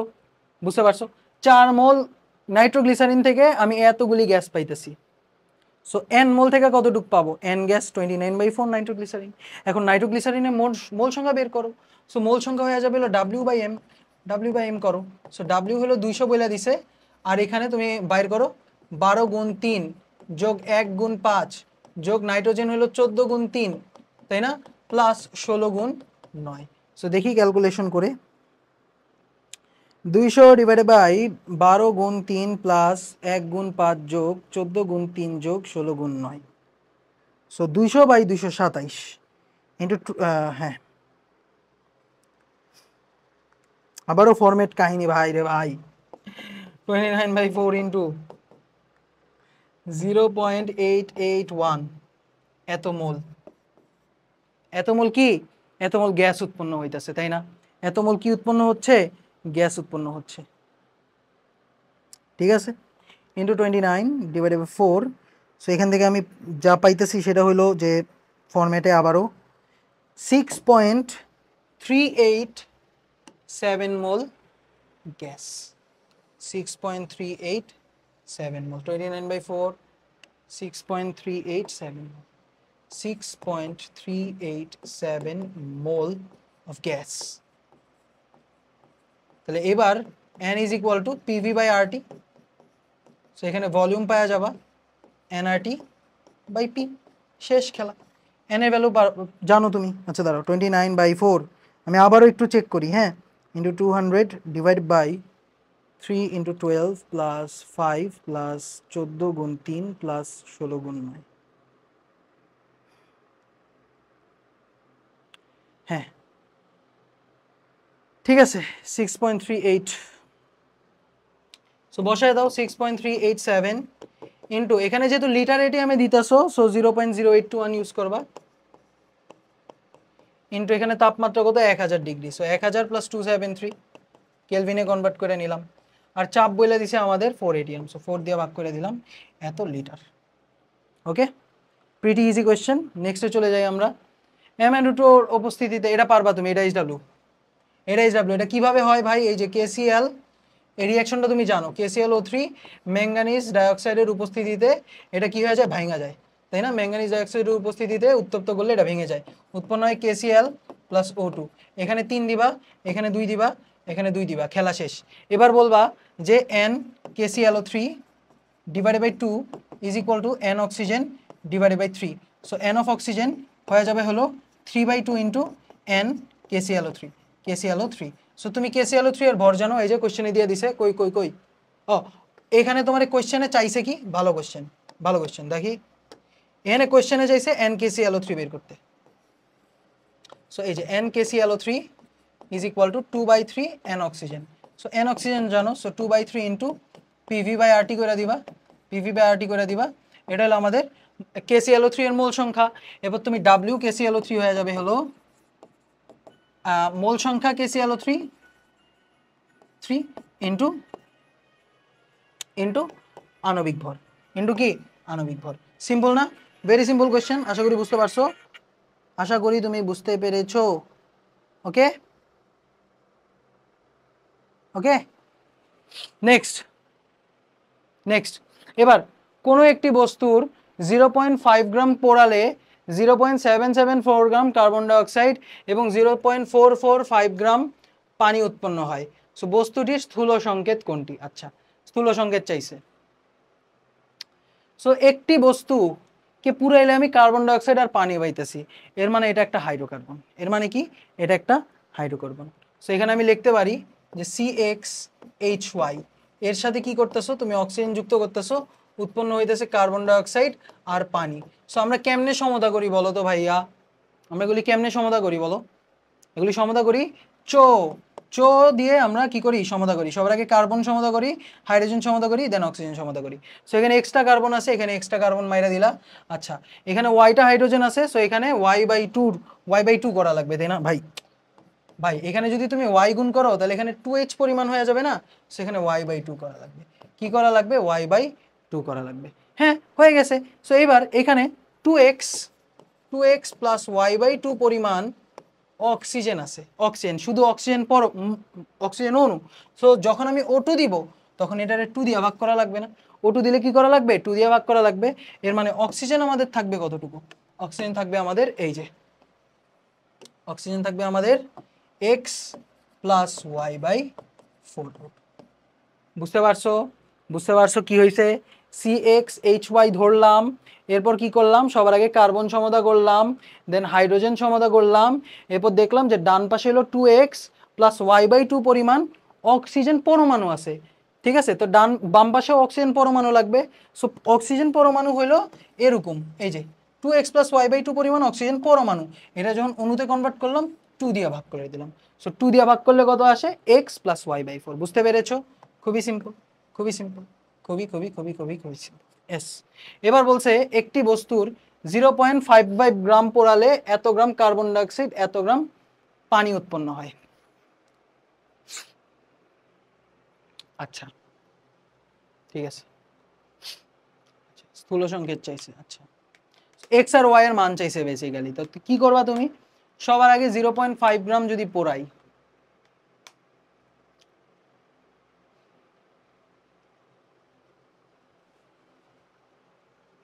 কার্বন ডাইঅক্সাইড আর পানি উৎপন্ন হয়। আচ্ছা আচ্ছা আচ্ছা আচ্ছা আচ্ছা। সো আমার কথা হইলো যে ভাইয়া ধরি এর মোলার ভর কত বলো তো? 12x প্লাস 1 ইন্টু ওয়াই, এটা হলো মোলার ভর, তাই না? এত গ্রাম এটা পোড়াইলে এখানে 44x পরিমাণ কার্বন ডাইঅক্সাইড উৎপন্ন হয়। এত গ্রাম পোড়াইলে কি হয়? 44x কার্বন ডাইঅক্সাইড উৎপন্ন হয়। তো এখান থেকে আমি বলতে পারি, তাহলে আমি বলতে পারি যে 0.5 গ্রাম পোড়াইলে কতটুকু কার্বন ডাইঅক্সাইড উৎপন্ন হয়? 0.5 গ্রাম পোড়াইলে 44x divided by 12x plus Y into 0.5 gram carbon dioxide উৎপন্ন হয়। সো যেটা কার সমান? 0.774 এর সমান, 0.774 এর সমান। সো প্রথম দুইজনের মধ্যে রিলেশন বের করে করলাম। সেখানে কি হইতেছে? 44x। সো এটা 1 নম্বর থেকে আমি এটা বের করলাম। সো এখানে দেখো 44 এ 22x is equal two 0.774 into 12x plus 0.774y, তাই না? সো সবগুলির এই পাশে নিয়ে আসলে কি হয়? 22 মাইনাস 0.774 ইন্টু 12। এই ক্যালকুলেটারে আমি পারতেছি না আর নিতে। 12.712x minus 0.774y is equal two 0। এটা আমি 1 নম্বর ইকুয়েশন পাইলাম। এরপর আমি 2 নম্বর ইকুয়েশন একটু খেয়াল করলাম 2 নম্বর ইকুয়েশনে একটু খেয়াল করলাম যে আমি এই যে 12x প্লাস ওয়াই গ্রাম এটা থেকে আমি পানি পাইতেছি কতটুকু y/2 ইন্টু 18 বা 9y গ্রাম পানি পাইতেছি, তাই না? তাহলে সেই হিসাবে আমি 0.5 গ্রাম থেকে পাইতেছি হলো 9y divided by 12x plus Y into 0.5 gram পানি পাইতেছি। সো যেটা কার সমান 9y into 0.5 divided by 12x plus y, এটা কার সমান ছোট্ট বন্ধু? এটা হলো আমাদের 0.445 এর সমান, 0.445 এর সমান, 0.445 এর সমান। এবার তুমি কি করবা? এই ইকুয়েশন আর এই ইকুয়েশন সমাধান করবা, x আর y এর মান বের করে ফেলবা। এতটুকু তো পারবা, এতটুকু আমি তোমার কাছে ছেড়ে দিলাম। নেক্সট আমরা দেখি। হ্যালো হ্যাঁ, এবার 1 গ্রাম সোডিয়াম কার্বনেটকে পানিতে দ্রবীভূত করে 500 মিলিলিটার করা হলো। আচ্ছা, ভালো কথা। ওই দ্রবণ থেকে 50 মিলিলিটার নিয়ে টাইট্রেশন করে প্রশমনের শেষ বিন্দুতে পৌঁছাতে 0.05 m H2SO4 দ্রবণের 10 মিলিলিটার প্রয়োজন হলো। সো Na2CO3 দ্রবণের বিশুদ্ধতা কত? সো বিশুদ্ধতা চাইছে। ধরি অ্যাকচুয়াল এই যে 1 গ্রাম সোডিয়াম কার্বনেট, তাই তো? সো ধরি এই 1 গ্রামের মধ্যে x গ্রাম হলো পিওর, লেট x গ্রাম হলো পিওর। সো সেই হিসাবে আমি কি করলাম, এখান থেকে আমি এটারে 500 মিলিলিটারে নিয়ে আমি একটা দ্রবণ বানাইলাম। সো দ্রবণের ঘনমাত্রা কত হয়ে যাবে বলো তো? 1000 W 1000 into x divided by M এর ভ্যালু কত? আমরা সোডিয়াম কার্বনেটের জন্য 106 ইন্টু ভি এর ভ্যালু কত? 500। সেখানে হয়ে যাবে 2x ডিভাইডেড বাই 106 মানে হলো 53, তাই না? So x by 53 mole per litre. এটা হলো আমাদের এই দ্রবণটার ঘনমাত্রা। এটা কি? দ্রবণটার ঘনমাত্রা। এবার এই ঘনমাত্রার দ্রবণ থেকে 50 মিলিলিটার আমি নিছি, এটারে সালফিউরিক অ্যাসিডের সাথে কি করছি? টাইট্রেশন করছি।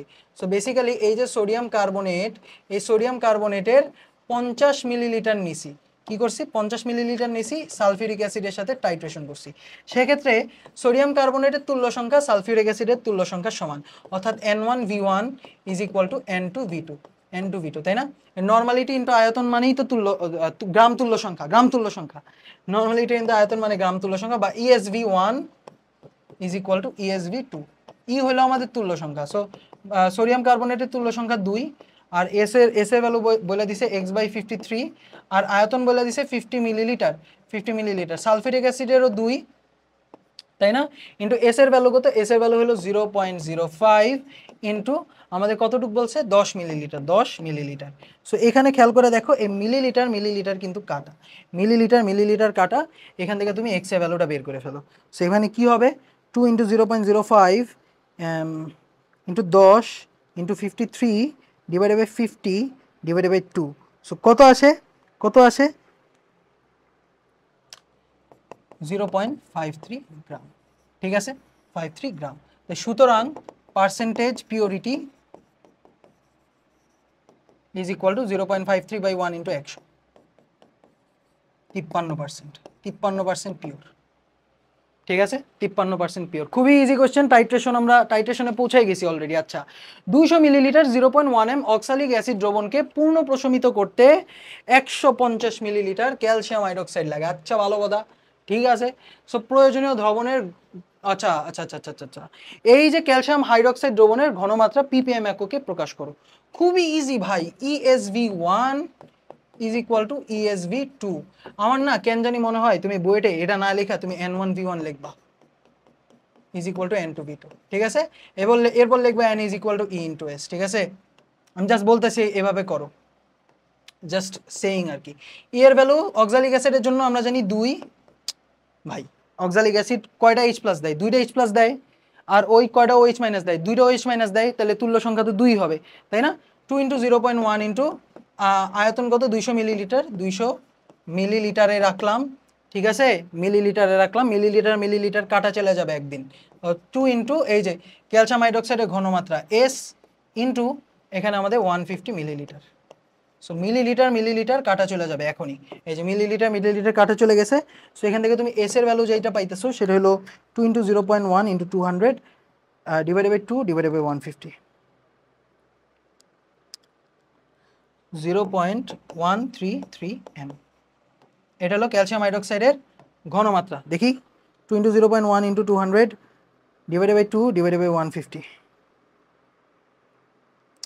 Formality 0.133 mole per litre. Okay, গেল মোল পার লিটারে গেল। এরপর শেষ, খেলা শেষ। সো এই যে 0.133 মিলিলিটার মানে কি মোল পার লিটার, তাই না? এর মোলার ভর, ক্যালসিয়াম হাইড্রোক্সাইডের মোলার ভর দিয়ে গুণ করো। মোলার ভর কত হবে?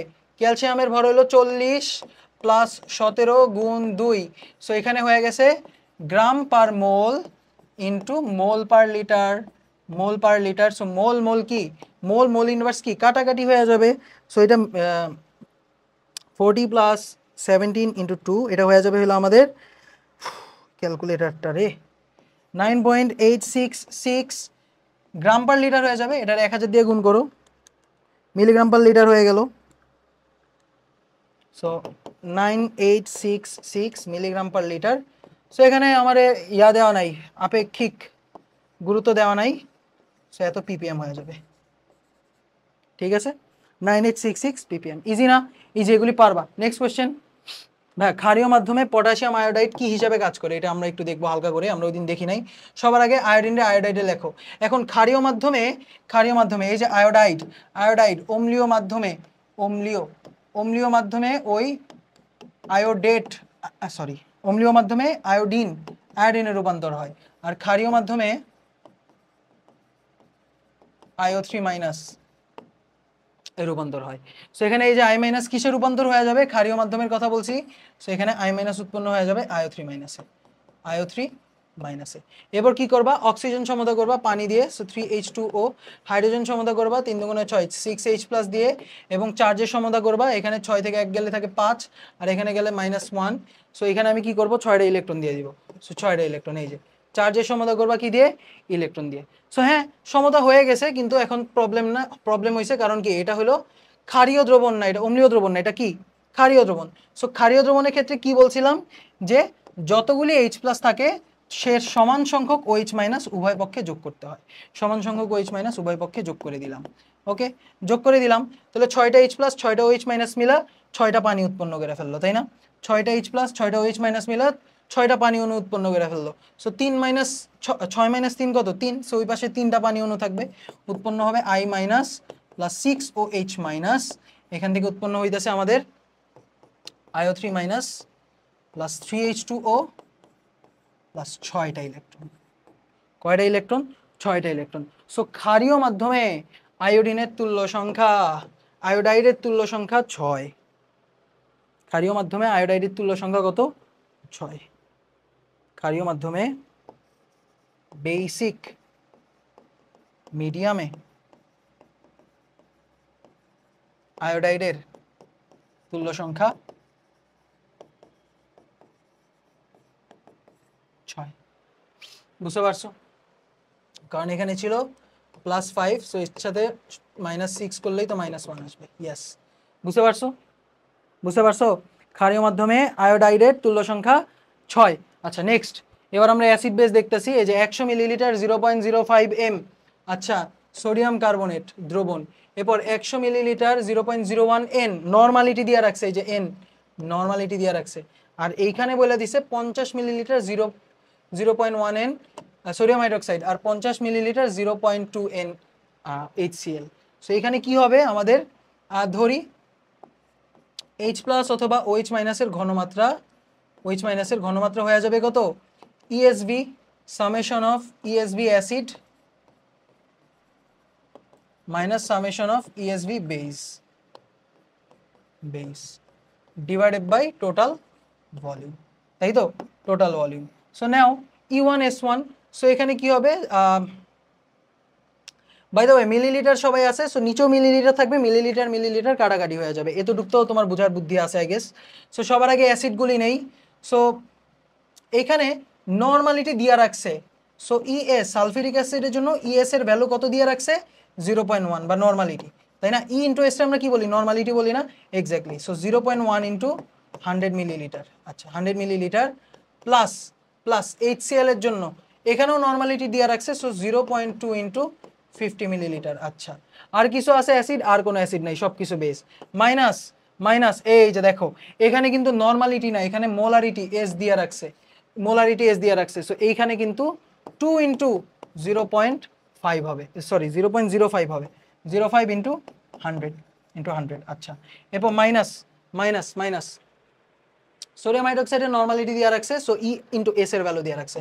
সো এখানে তুল্য সংখ্যা দেওয়া লাগবে না, ইন্টু 50 ডিভাইডেড বাই টোটাল আয়তন কত, 100 যোগ 100 যোগ 50 যোগ 50। ঠিক আছে, সো হয়ে গেছে, খেলা শেষ। 0.1 into 100 plus 0.2 into 50 minus 2 into 0.05 into 100 minus 0.1 into 50। So এটা 5 আসছে, 5 ডিভাইডেড বাই 100 100 50 50। সো এখানে হয়ে যাবে 1/60, 1/60 এম। এটা কি এইচ প্লাস হবে, এইচ প্লাস। এটা কার ঘনমাত্রা? এইচ প্লাসের, কারণ পজিটিভ আসছে, নেগেটিভ আসলে আমরা বলতাম ক্ষারীয় বা ওএইচ মাইনাস। সো এটাও কইরো দ্রবণটির নর্মালিটি কত হবে, এছাড়াও পিএইচ কত হবে। সো দেখি, এটাও ভালো কোয়েশ্চেন। তো আবারও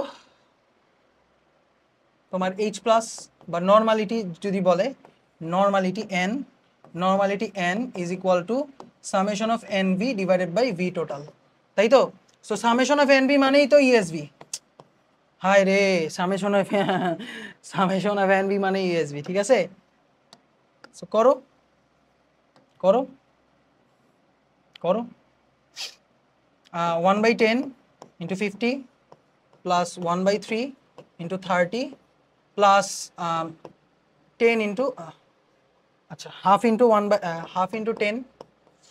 ঠিক আছে, ডিভাইডেড বাই টোটাল আয়তন কত, 50 30 10। সেটা হয়ে যাবে আমাদের নর্মালিটি, এটা হয়ে যাবে আমাদের কি, নর্মালিটি। ওকে, নর্মাল। এখন এখন ভাইয়া এই নর্মালিটির সাথে এইচ প্লাসের সম্পর্ক কি? এই ঘনমাত্রা যত নর্মাল, এইচ প্লাসও তত এম। ঠিক আছে, কারণ আমরা জানি, এই যে দেখো এই total N into V of the solution is equal to কত, N into V of the H plus, তাই না? N into V of the H plus. এখন এইচ প্লাসের তুল্য সংখ্যা কত? হাইড্রোজেনের তুল্য সংখ্যা 1 না, কারণ এইচ প্লাস একটা আয়ন। সো এইচ প্লাসের তুল্য সংখ্যা যদি এন হয়, তাইলে তুল্য সংখ্যা যদি 1 হয়, তাহলে 1 ইন্টু এস ভি, তাই না? তো এখানে ভি কাটা যাবে, এই যে S is equal to N. H প্লাসের জন্য নর্মালিটি আর মোলার ঘনমাত্রা সেম। এস এর জন্য কি, এইচ প্লাসের জন্য নর্মালিটি আর মোলার ঘনমাত্রা সেম। এর মানে যেটা বুঝাই চাইতেছি যে এইচ প্লাসের ঘনমাত্রা actually is equal to normality of the solution. বুঝতে পারছো? এইচ প্লাসের ঘনমাত্রা normality of the solution. So pH হয়ে যাবে হলো minus log 10 base H plus. পারবা তুমি, ইজি, এটা পারবা। নেক্সট, এই যে এবার এই কোশ্চেন আমরা কত করছি বোর্ডে, তাই না? এই কোশ্চেন আমরা কত করছি বোর্ডে এই কোশ্চেন করতে করতে একদম মানে অবস্থা টাইট। এটা তুমি পারবা।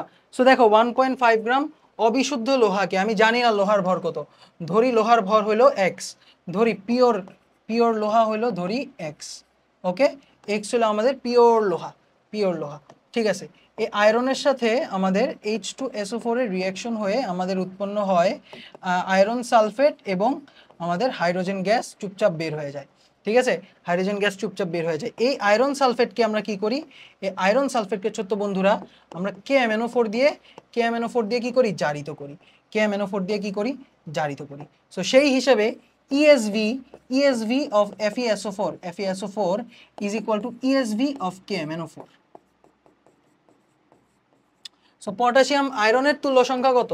আয়রন যদি জারিত হয়, আয়রন কি Fe2+ থেকে Fe3+ এ জারিত হবে, তাই না? Fe3+ এ জারিত হবে। সো এখানে তুল্য সংখ্যা কত হয়ে যাবে, 1। আর KMNO4 ওই হলো জারক, ওর তুল্য সংখ্যা হয় কত, 5। তাহলে আমরা সুন্দর মতো আয়রনের তুল্য সংখ্যা বের করে, আয়রনের ইয়াটা বের করে ফেলি। সো 1 ইন্টু আয়রন সালফেটের ঘনমাত্রা ইন্টু আয়তন কত, আয়তন কিচ্ছুই জানি না। আচ্ছা, লোহা দ্রবীভূত করে দ্রবণকে জারিত করতে এত আচ্ছা, হ্যাঁ ঠিক আছে, আমি আয়তনও জানি না। সো আমি এস ইন্টু ভিরে কি বলতে পারি, মোল সংখ্যা বলতে পারি না ভাই, মোল সংখ্যা বলতে পারি না। এস ইন্টু ভিরে তুল্য সংখ্যা ইন্টু মোল সংখ্যা। আচ্ছা, এটারে আমরা কি বলি, গ্রাম তুল্য সংখ্যা ইজ ইকুয়াল টু KMNO4 এর জন্য 5 ইন্টু ঘনমাত্রা কত, 0.3 ইন্টু এখানে হয়ে যাবে 15 মিলিলিটার, মানে 15 ডিভাইডেড বাই 1000 করে দিলাম। এখানে ইউনিট আসবে কিসে, মোলে। তাই না? সো মিলিলিটারে আমি 1000 দিয়ে ভাগ করে লিটারে কনভার্ট করে দিছি, সো অ্যান্সার আসবে মোলে ডিভাইডেড বাই 1000। সো এটার অ্যান্সার আসতেছে আমাদের, আরে আবারও ফরম্যাট করা লাগবে এটারে, 0.0225। এটা হলো আমাদের আয়রন সালফেট, তাই না? Iron sulphate. সো আয়রন সালফেটের সাথে আয়রনের রিলেশন কত? এন আয়রন, এই যে stoichiometric, N iron divided by N iron sulphate 1, এই যে iron by 1, iron sulphate by 1। So আয়রনের মোল সংখ্যা আর আয়রনের আয়রন সালফেটের মোল সংখ্যা সমান। সো আয়রনের মোল সংখ্যা হয়ে যাবে 0.0225। সো এখান থেকে আয়রনের ভর হয়ে যাবে কত? 0.0225 ইন্টু আয়রনের ভর কত দিয়ে রাখছে? 55.85 হবে, 55.85। সো 55.85 দাও। সো এটা আসবে হলো 1.2566 গ্রাম, 1.2566 গ্রাম। এটা হলো আমার পিওরের পরিমাণ, এটা হলো আমার পিওর, তাই না? পিওর। তাইলে বলছে ভেজাল কত? সো এখানে হয়ে যাবে কত? পার্সেন্টেজ ভেজাল ইজ ইকুয়াল টু কত? 1.5 মাইনাস 1.2566 ডিভাইডেড বাই 1.5 ইন্টু 100%, তাই না? কারণ কি, এটা হলো পিওর, তো টোটাল থেকে পিওর ভাগ দিলে ভেজাল আসবে, ডিভাইডেড বাই 1.5 টোটালটার ভর ইন্টু 100%, সেটা পার্সেন্টেজ ভেজাল আমরা কি করছি? পেয়ে গেছি। ওকে, বুঝতে পারছো? নেক্সট রক্ত শূন্যতায় ব্যবহৃত আয়রন ট্যাবলেটে আয়রন সালফেট থাকে। যদি 0.2 গ্রাম ভরের একটি ট্যাবলেটকে আয়রন আচ্ছা হ্যাঁ লঘু সালফিউরিক অ্যাসিডে দ্রবীভূত করে প্রাপ্ত দ্রবণকে টাইট্রেশন করতে 0.01, this is also a good question. So আমার কথা হলো আয়রন ট্যাবলেটে তো পুরাটাই আয়রন সালফেট না, তাই না? আয়রন ট্যাবলেটে কি পুরাটা আয়রন সালফেট না? তো let iron sulphate, pure iron sulphate হলো আমাদের আছে W গ্রাম, ঠিক আছে? পিওর আয়রন সালফেট আছে W গ্রাম। সো এই আয়রন সালফেটকে আমি কি করতেছি? অ্যাসিডে দ্রবীভূত করে K2Cr2O7 দিয়ে কি করতেছি? জারিত করতেছি। সো এবারও সেম কাজ হবে, ESV of the iron sulphate is equal two ESV of the K2Cr2O7। এটা তুমি করতে পারো ভাই, কোনো সমস্যা নাই, তোমার বিক্রিয়া দেখানো লাগবে না ভাই, ঠিক আছে? সো আয়রন আবারও আয়রনের জারণ সংখ্যা 1 হবে, তুল্য সংখ্যা 1 হবে না? হ্যাঁ, ই ইন্টু, সো এটা এসবি রে আমরা মোল সংখ্যা বলতে পারি আয়রন সালফেটের, ইজ ইকুয়াল টু হ্যাঁ, এবার K2Cr2O7 ওর তুল্য সংখ্যা 6 ইন্টু আমাদের বইলা দিছে 0.01 ইন্টু 11.5 ডিভাইডেড বাই 1000।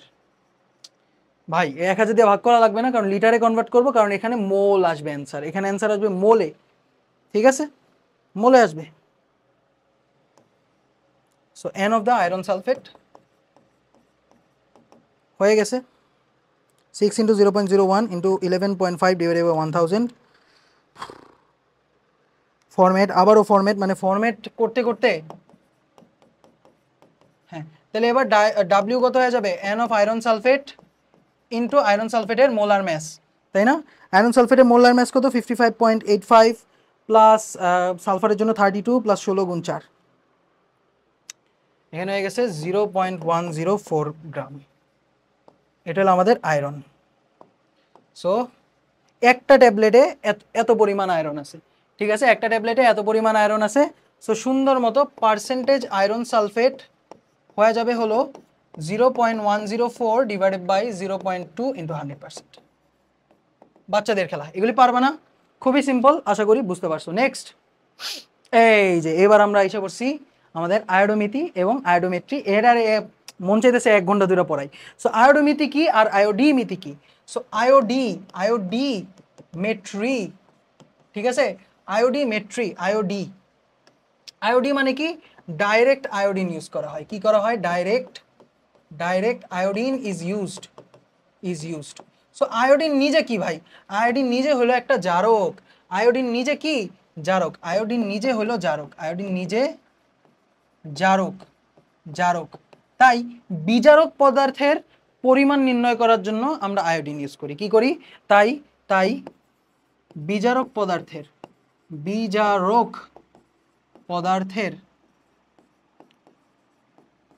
ঘনমাত্রা নির্ণয়ে ব্যবহার করি। বিজারকের এক্সাম্পল নাও, বিজারকের এক্সাম্পল নাও বিসমিল্লাহ বইলা নাও নাও। যেমন আয়রন সালফেট যেমন এক্সাম্পল হয়ে গেছে কি, এই যে Na2S2O3 এটা একটা এক্সাম্পল, ওই হলো বিজারক। কারণ কি, ওই কিসে কনভার্ট হয়, Na2S4O6 এ কনভার্ট হয়, তাই না? হ্যাঁ, সো এখানে আমরা কি করি তখন, এখানে 2 দিয়ে গুণ, হ্যাঁ 2 দিয়ে গুণ করি। ও না, এটা আয়ন হিসেবে রাখা লাগে, আচ্ছা হোয়াটএভার। সো Na2S4O6 এটা কিন্তু আমরা ইউজ করি, তাই না? ওই একটা বিজারক, এরপর তুমি আয়রন সালফেটের কথা চিন্তা করো, ওই একটা বিজারক। এদের ঘনমাত্রা বের করার জন্য আমরা আয়োডিন ইউজ করি। কি করি, এই যে আয়োডিনের সাথে বিক্রিয়া করে দিই, আয়োডিনের ঘনমাত্রা থেকে বের করে ফেলি। আয়োডিনের ঘনমাত্রা আমি জানি, আয়োডিনের ঘনমাত্রা ইউজ করে দেখি যে কোথায় প্রশমন বিন্দু আছে, তাই না? কোথায় প্রশমন বিন্দু আছে, এরপর আমি ESB1 ESB2 ইউজ করে এটার ঘনমাত্রা বের করতে পারি, আয়রন সালফেটের ঘনমাত্রা বের করতে পারি। খুবই সিম্পল, আমরা রিঅ্যাকশন দেখাইছিলাম, বাট এখন আমার দেখাইতে মন চাইতেছে না। আচ্ছা দেখাই দিই ভাই, দেখাই দিই। এই যে Na2S2O3 এর সাথে যখন তুমি আয়োডিনের রিঅ্যাকশন দিবা, তখন এখানে উৎপন্ন হবে Na2S4O6 এবং সাথে সোডিয়াম আয়োডাইড উৎপন্ন হবে। সো সমতা করো, এখানে 2 দেওয়া লাগবে কারণ এখানে S4O6 আছে। আচ্ছা, সো 2টা সোডিয়াম এক্সট্রা আছে, তো এখানে 2টা দেওয়া লাগবে, আর এখানে আয়োডিন 2টা আছে, হয়ে গেছে। এই যে এখান থেকে আমরা কি করি, সোডিয়াম থায়োসালফেটের কি করি, ঘনমাত্রা বের করি। খুবই ইজি, এটারে বলি আয়োডিমেট্রি। এটার কি বলি, আয়োডিমেট্রি, যে সরাসরি আয়োডিন ইউজ করি। আর আরেকটা হলো আয়োডোমেট্রি, এখন কথা হলো যে ভাই আপনি বিজারকের ঘনমাত্রা বের করলেন, এখন জারকের ঘনমাত্রা কেমনে বের করবেন? যেমন জারকের এক্সাম্পল, জারকের ঘনমাত্রা কেমনে বের করবেন, উল্টা করে বের করবেন। যে আমরা জানি যে আয়োডিন যদি জারক হয়, তাহলে আয়োডাইড হলো কি, বিজারক। এই যে I- একটা বিজারক, তাই না? I- একটা কি, বিজারক। তো সেই হিসাবে আমি ইজিলি করে ফেলতে পারি যে জারক পদার্থের ঘনমাত্রা নির্ণয়ে ব্যবহৃত জারক পদার্থ কি আছে আমরা বলছিলাম, কপার সালফেট, এরপর পটাশিয়াম পারম্যাঙ্গানেট, পটাশিয়াম ডাইক্রোমেট, তাই না? আর আরো প্রচুর জারক পদার্থ আছে। সো এদের ঘনমাত্রা বের করার জন্য আমরা কি করি, এটা ইউজ করি। তবে পটাশিয়াম ডাইক্রোমেট স্ট্যান্ডার্ড পদার্থ, মানে এর আসলে বের করা লাগে না, ওটা আগে থেকে আমরা ঘনমাত্রা বের করে জানতে পারি। ঠিক আছে, ওকে। সো কপার সালফেটের এক্সাম্পল দেখাইছিলাম, কিন্তু পটাশিয়াম পারম্যাঙ্গানেটের এক্সাম্পল দেখাইনি, আমরা একটা কোয়েশ্চেন করে ফেলি। সো এক্ষেত্রে কি হয় দেখো, আয়োডোমেট্রির ক্ষেত্রে যে আয়োডাইডের সাথে আগে রিঅ্যাকশন দেই, আয়োডাইডের সাথে ওই জারকের একটা রিঅ্যাকশন দেই। জারকের রিঅ্যাকশন দিলে যে আয়োডিন উৎপন্ন হয়, সেই আয়োডিনকে সোডিয়াম থায়োসালফেটের সাথে টাইট্রেশন করে প্রশমন বিন্দু বের করি। পরে এই আয়োডিনের ঘনমাত্রা বের করি। আয়োডিনের ঘনমাত্রা যেহেতু জানি, সো জারকেরও ঘনমাত্রা আমরা বের করে ফেলতে পারি। বুঝতে পারছো? সো দুইটা বিক্রিয়ার মাধ্যমে আমরা কি করলাম, এই Na2S2O3 এর সাথে জারকের একটা রিলেশন বের করে ফেলতে পারলাম। সো খুবই সিম্পল জিনিস, চলো দেখি। এই যে এখানে বলছে 50 মিলিলিটার KMnO4 এর আয়োডোমিথিক টাইট্রেশন, কারণ ওই কি একটা জারক। আয়োডোমিথিক টাইট্রেশনে উন্মুক্ত আয়োডিনকে বিজারিত করতে 0.60 মিলিলিটার 0.1 m Na2S2O3 প্রয়োজন হলে KMnO4 দ্রবণের ঘনমাত্রা কত? খুবই সিম্পল, সবার আগে রিঅ্যাকশন হইতেছিল ESB KMnO4 এর সাথে আমার রিঅ্যাকশন হইতেছিল পটাশিয়াম আয়োডাইডের, ESB পটাশিয়াম আয়োডাইড। পরে সেই পটাশিয়াম আয়োডাইডের সাথে বিক্রিয়া হইতেছে কত, Na2S2O3। সো আমার কথা হইলো যে এই পটাশিয়াম আয়োডাইডকে ইউজ করা এই যে পটাশিয়াম আয়োডাইডকে ইউজ করে আমি এই যে পটাশিয়াম পারম্যাঙ্গানেটের সাথে সোডিয়াম থায়োসালফেটের রিলেশন করাই ফেলছি। মানে একটা লিংক লাগে না, তো সো লিংক করে ফেলছি এখানে। এই যে তাহলে হয়ে যাবে ESB KMnO4 is equal to ESB Na2S2O3 O3 শেষ।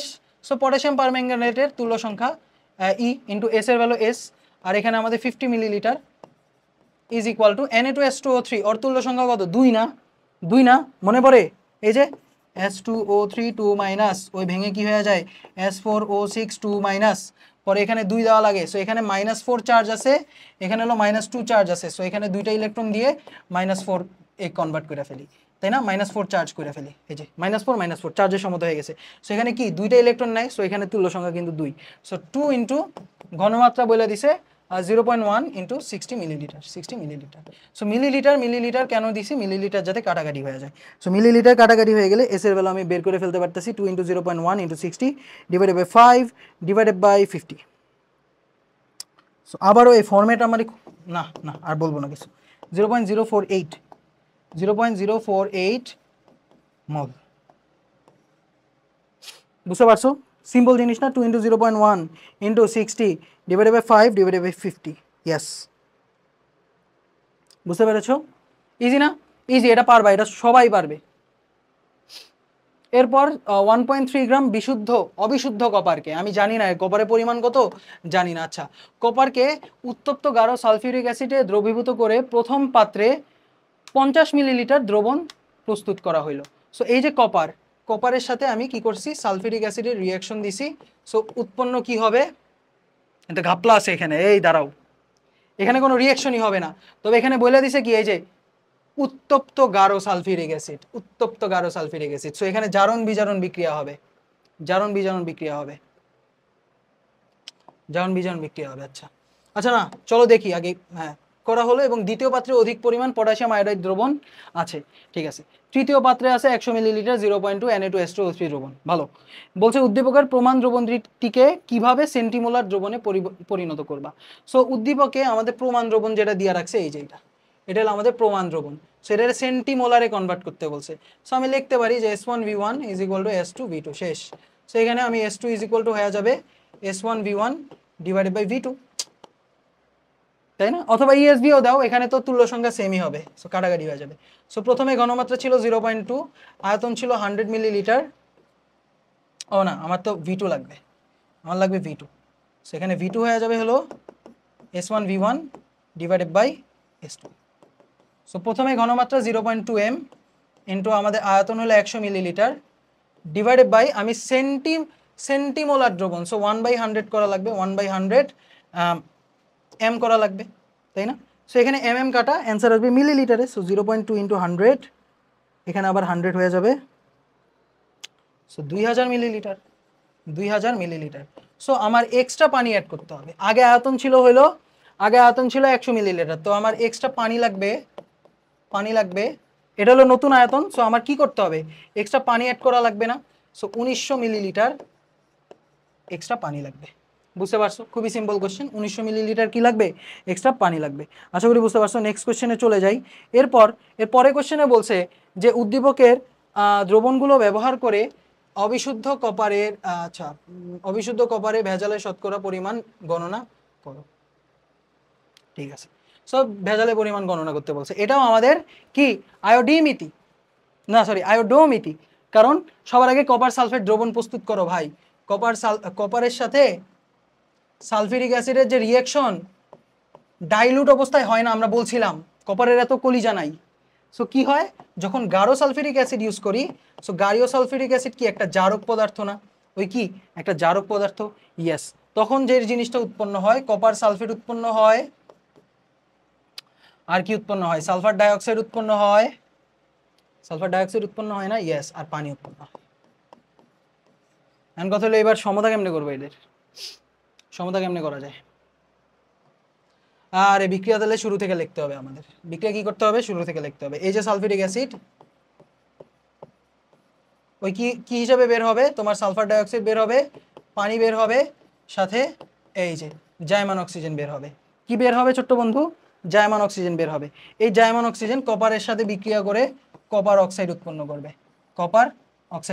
এই যে কপারে জারিত করে দিছে।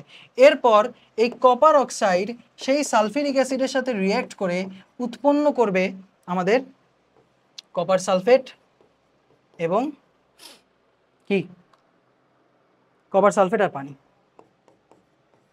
এবার এই তিনটা রিয়াকশন অ্যাড করো, এই তিনটা রিয়াকশন অ্যাড করো, এটা হলো আমাদের অ্যাকচুয়াল রিয়াকশন হবে।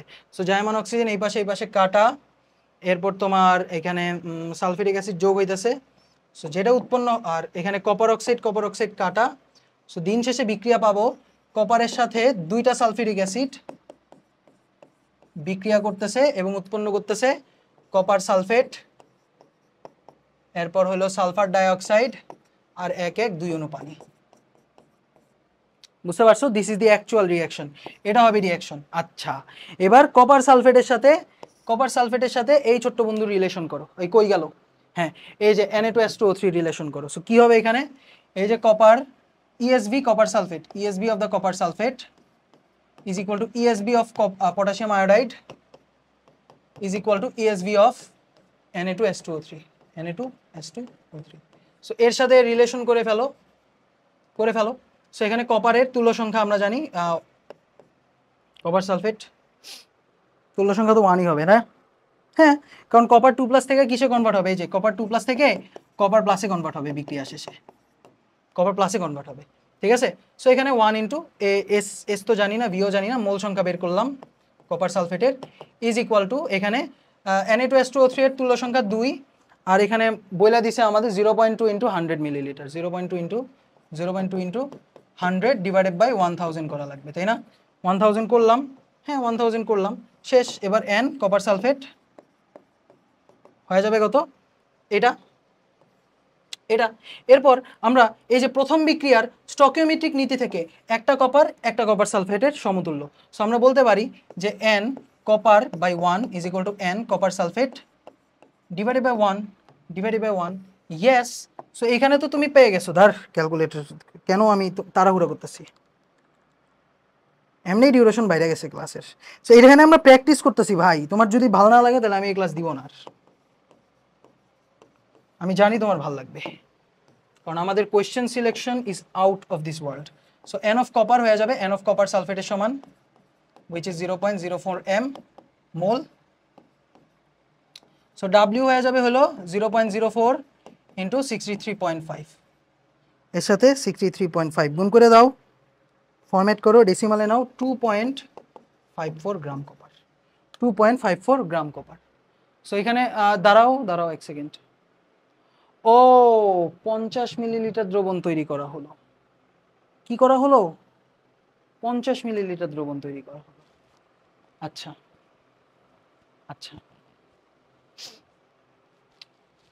ঘনমাত্রা, আচ্ছা 50 মিলিলিটার দ্রবণ তৈরি করা হলো পটাশিয়াম আয়োডাইড। আচ্ছা, মোল সংখ্যা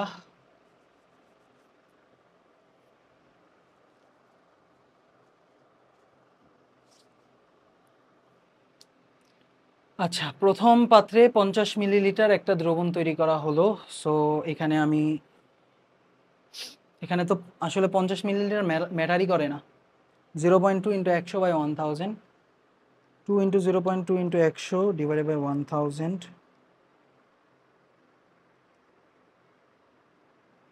2 ইন্টু 0.2 ইন্টু 100 ডিভাইডেড বাই 1000,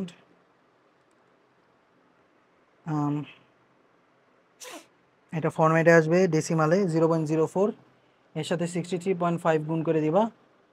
কপারে ভর কি 63.5 না? সো 2.54ই তো আসে এখানে। এখানে কি আমরা রিয়াকশনে ভুল দেখছি? সালফিউরিক অ্যাসিড 50 মিলিলিটারের দ্রবণ তৈরি করা হলে 50 মিলিলিটার তো ম্যাটারই করে না, কারণ একই হবে অ্যান্সার। 2 ইন্টু 0.2 সোডিয়াম সালফেট কি 2 না তুল্য সংখ্যা সোডিয়াম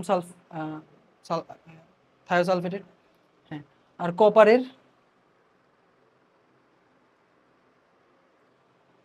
কপারেরও তো তোমার তুল্য সংখ্যা 1, কপারের তুল্য সংখ্যা তো 1 কপার সালফেটের, কারণ ওই কপার 2+ থেকে কপারে কনভার্ট হবে। তুল্য সংখ্যা 1, এটা তুল্য সংখ্যা 2, 0.2 100 মিলিলিটার Na2S2O3। এই কোশ্চেনে আই গেস কোনো প্রবলেম আছে, বুঝছো?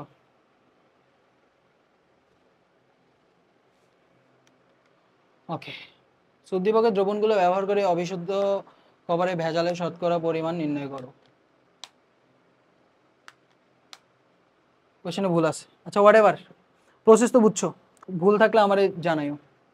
এরপর নেক্সট 500 মিলিলিটার 50 গ্রাম কপার সালফেট মিশিয়ে উৎপন্ন দ্রবণের 50 ml এর আয়োডোমিথিক করা হয়েছে। আচ্ছা সো হ্যাঁ, আয়োডোমিথিক টাইট্রেশনে আয়োডিন উন্মুক্ত আয়োডিনকে বিজারিত করে 60 ml এত দেওয়ার প্রয়োজন হলে কপার সালফেটে ভেজালের পরিমাণ কত। সো এখানে বলছে 50 গ্রাম কপার সালফেট মিশানো হলো, এটা অ্যাকচুয়ালি টোটাল মানে পিওর না। সো আমি ধরি পিওর কপার সালফেট আছে হলো W গ্রাম, ধরি পিওর কপার সালফেট আছে W গ্রাম। সো এদের দ্বারা তৈরি ঘনমাত্রা হলো কত, 1000 into W divided by MV। M এর ভ্যালু কত, 63.5 প্লাস 32 প্লাস 16 গুণ 4, ওকে। এম হলো আমাদের, এম হলো 159.5 ইন্টু ভলিউম হলো আমাদের 500। সেখান থেকে ক্যালকুলেট করো 1000 divided by 159.5 divided by 500। So format করলে আসে হলো, আচ্ছা দাঁড়াও, 1000 divided by 159.5 divided by 500। So format করলে আসে 0.0125 W, এটা আমাদের ঘনমাত্রা। সো এই ঘনমাত্রার 50 মিলিলিটারকে, এই ঘনমাত্রার কি করছি 50 মিলিলিটারে টাইট্রেশন করছি। সো এবার লিখবা ESV copper sulphate is equal two ESV Na2S2O3। So আমাদের এখানে তুল্য সংখ্যা কপার সালফেটের 1 আর ঘনমাত্রা আমরা জানি 0.0125 W ইন্টু আমাদের আয়তন বলে দিছে কত, আয়তন হলো আমাদের 50 মিলিলিটার নিছি। সো 50 মিলিলিটার নিছি, আর এখানে 2 ইন্টু এস এর ভ্যালু হলো 0.1 ইন্টু 60 মিলিলিটার। সো মিলিলিটার কাটা, এখান থেকে তুমি W এর ভ্যালু পেয়ে যাবা, মিলিলিটার কাটা W এর ভ্যালু পেয়ে যাবা। So 2 into 0.1 into 60 divided by 50 divided by 0.0125। So এই যে ফরম্যাট করলাম, পেয়ে গেলাম 19.2 গ্রাম কপার সালফেট আছে কত, 19.2 গ্রাম কপার সালফেট। কি করছি দেখো, এটার একটু ভিজুয়ালি তোমাকে যদি দেখাই তাহলে কি করছি, এটা হলো আমার 500 মিলিলিটারের একটা 500 মিলিলিটার একটা দ্রবণ। সো এখানে W গ্রাম পিওর কপার সালফেট দিছি, ঠিক আছে, এখানে W গ্রাম কি করছি পিওর কপার সালফেট দিছি, এখানে একটা দ্রবণ হয়েছে, এই দ্রবণে ঘনমাত্রা S। এই দ্রবণ থেকে আমি কি করছি 50 মিলিলিটার জুস নিছি, মানে 50 মিলিলিটার দ্রবণ নিয়ে ওইটারে আমি Na2S2O3 এর সাথে টাইট্রেশন করছি। তাহলে এখানে ভি এর আয়তন কি নিতে হবে, 50 মিলিলিটার নিতে হবে। কেন নিতে হবে বুঝতে পারছো?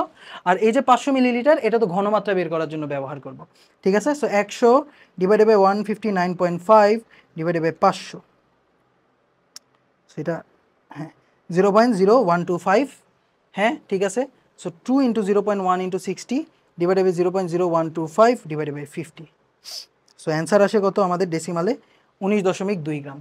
সো বলছে ভেজালের পরিমাণ, সো পার্সেন্টেজ ভেজাল হবে হলো 50 মাইনাস 19.2 ডিভাইডেড বাই 50 ইন্টু 100।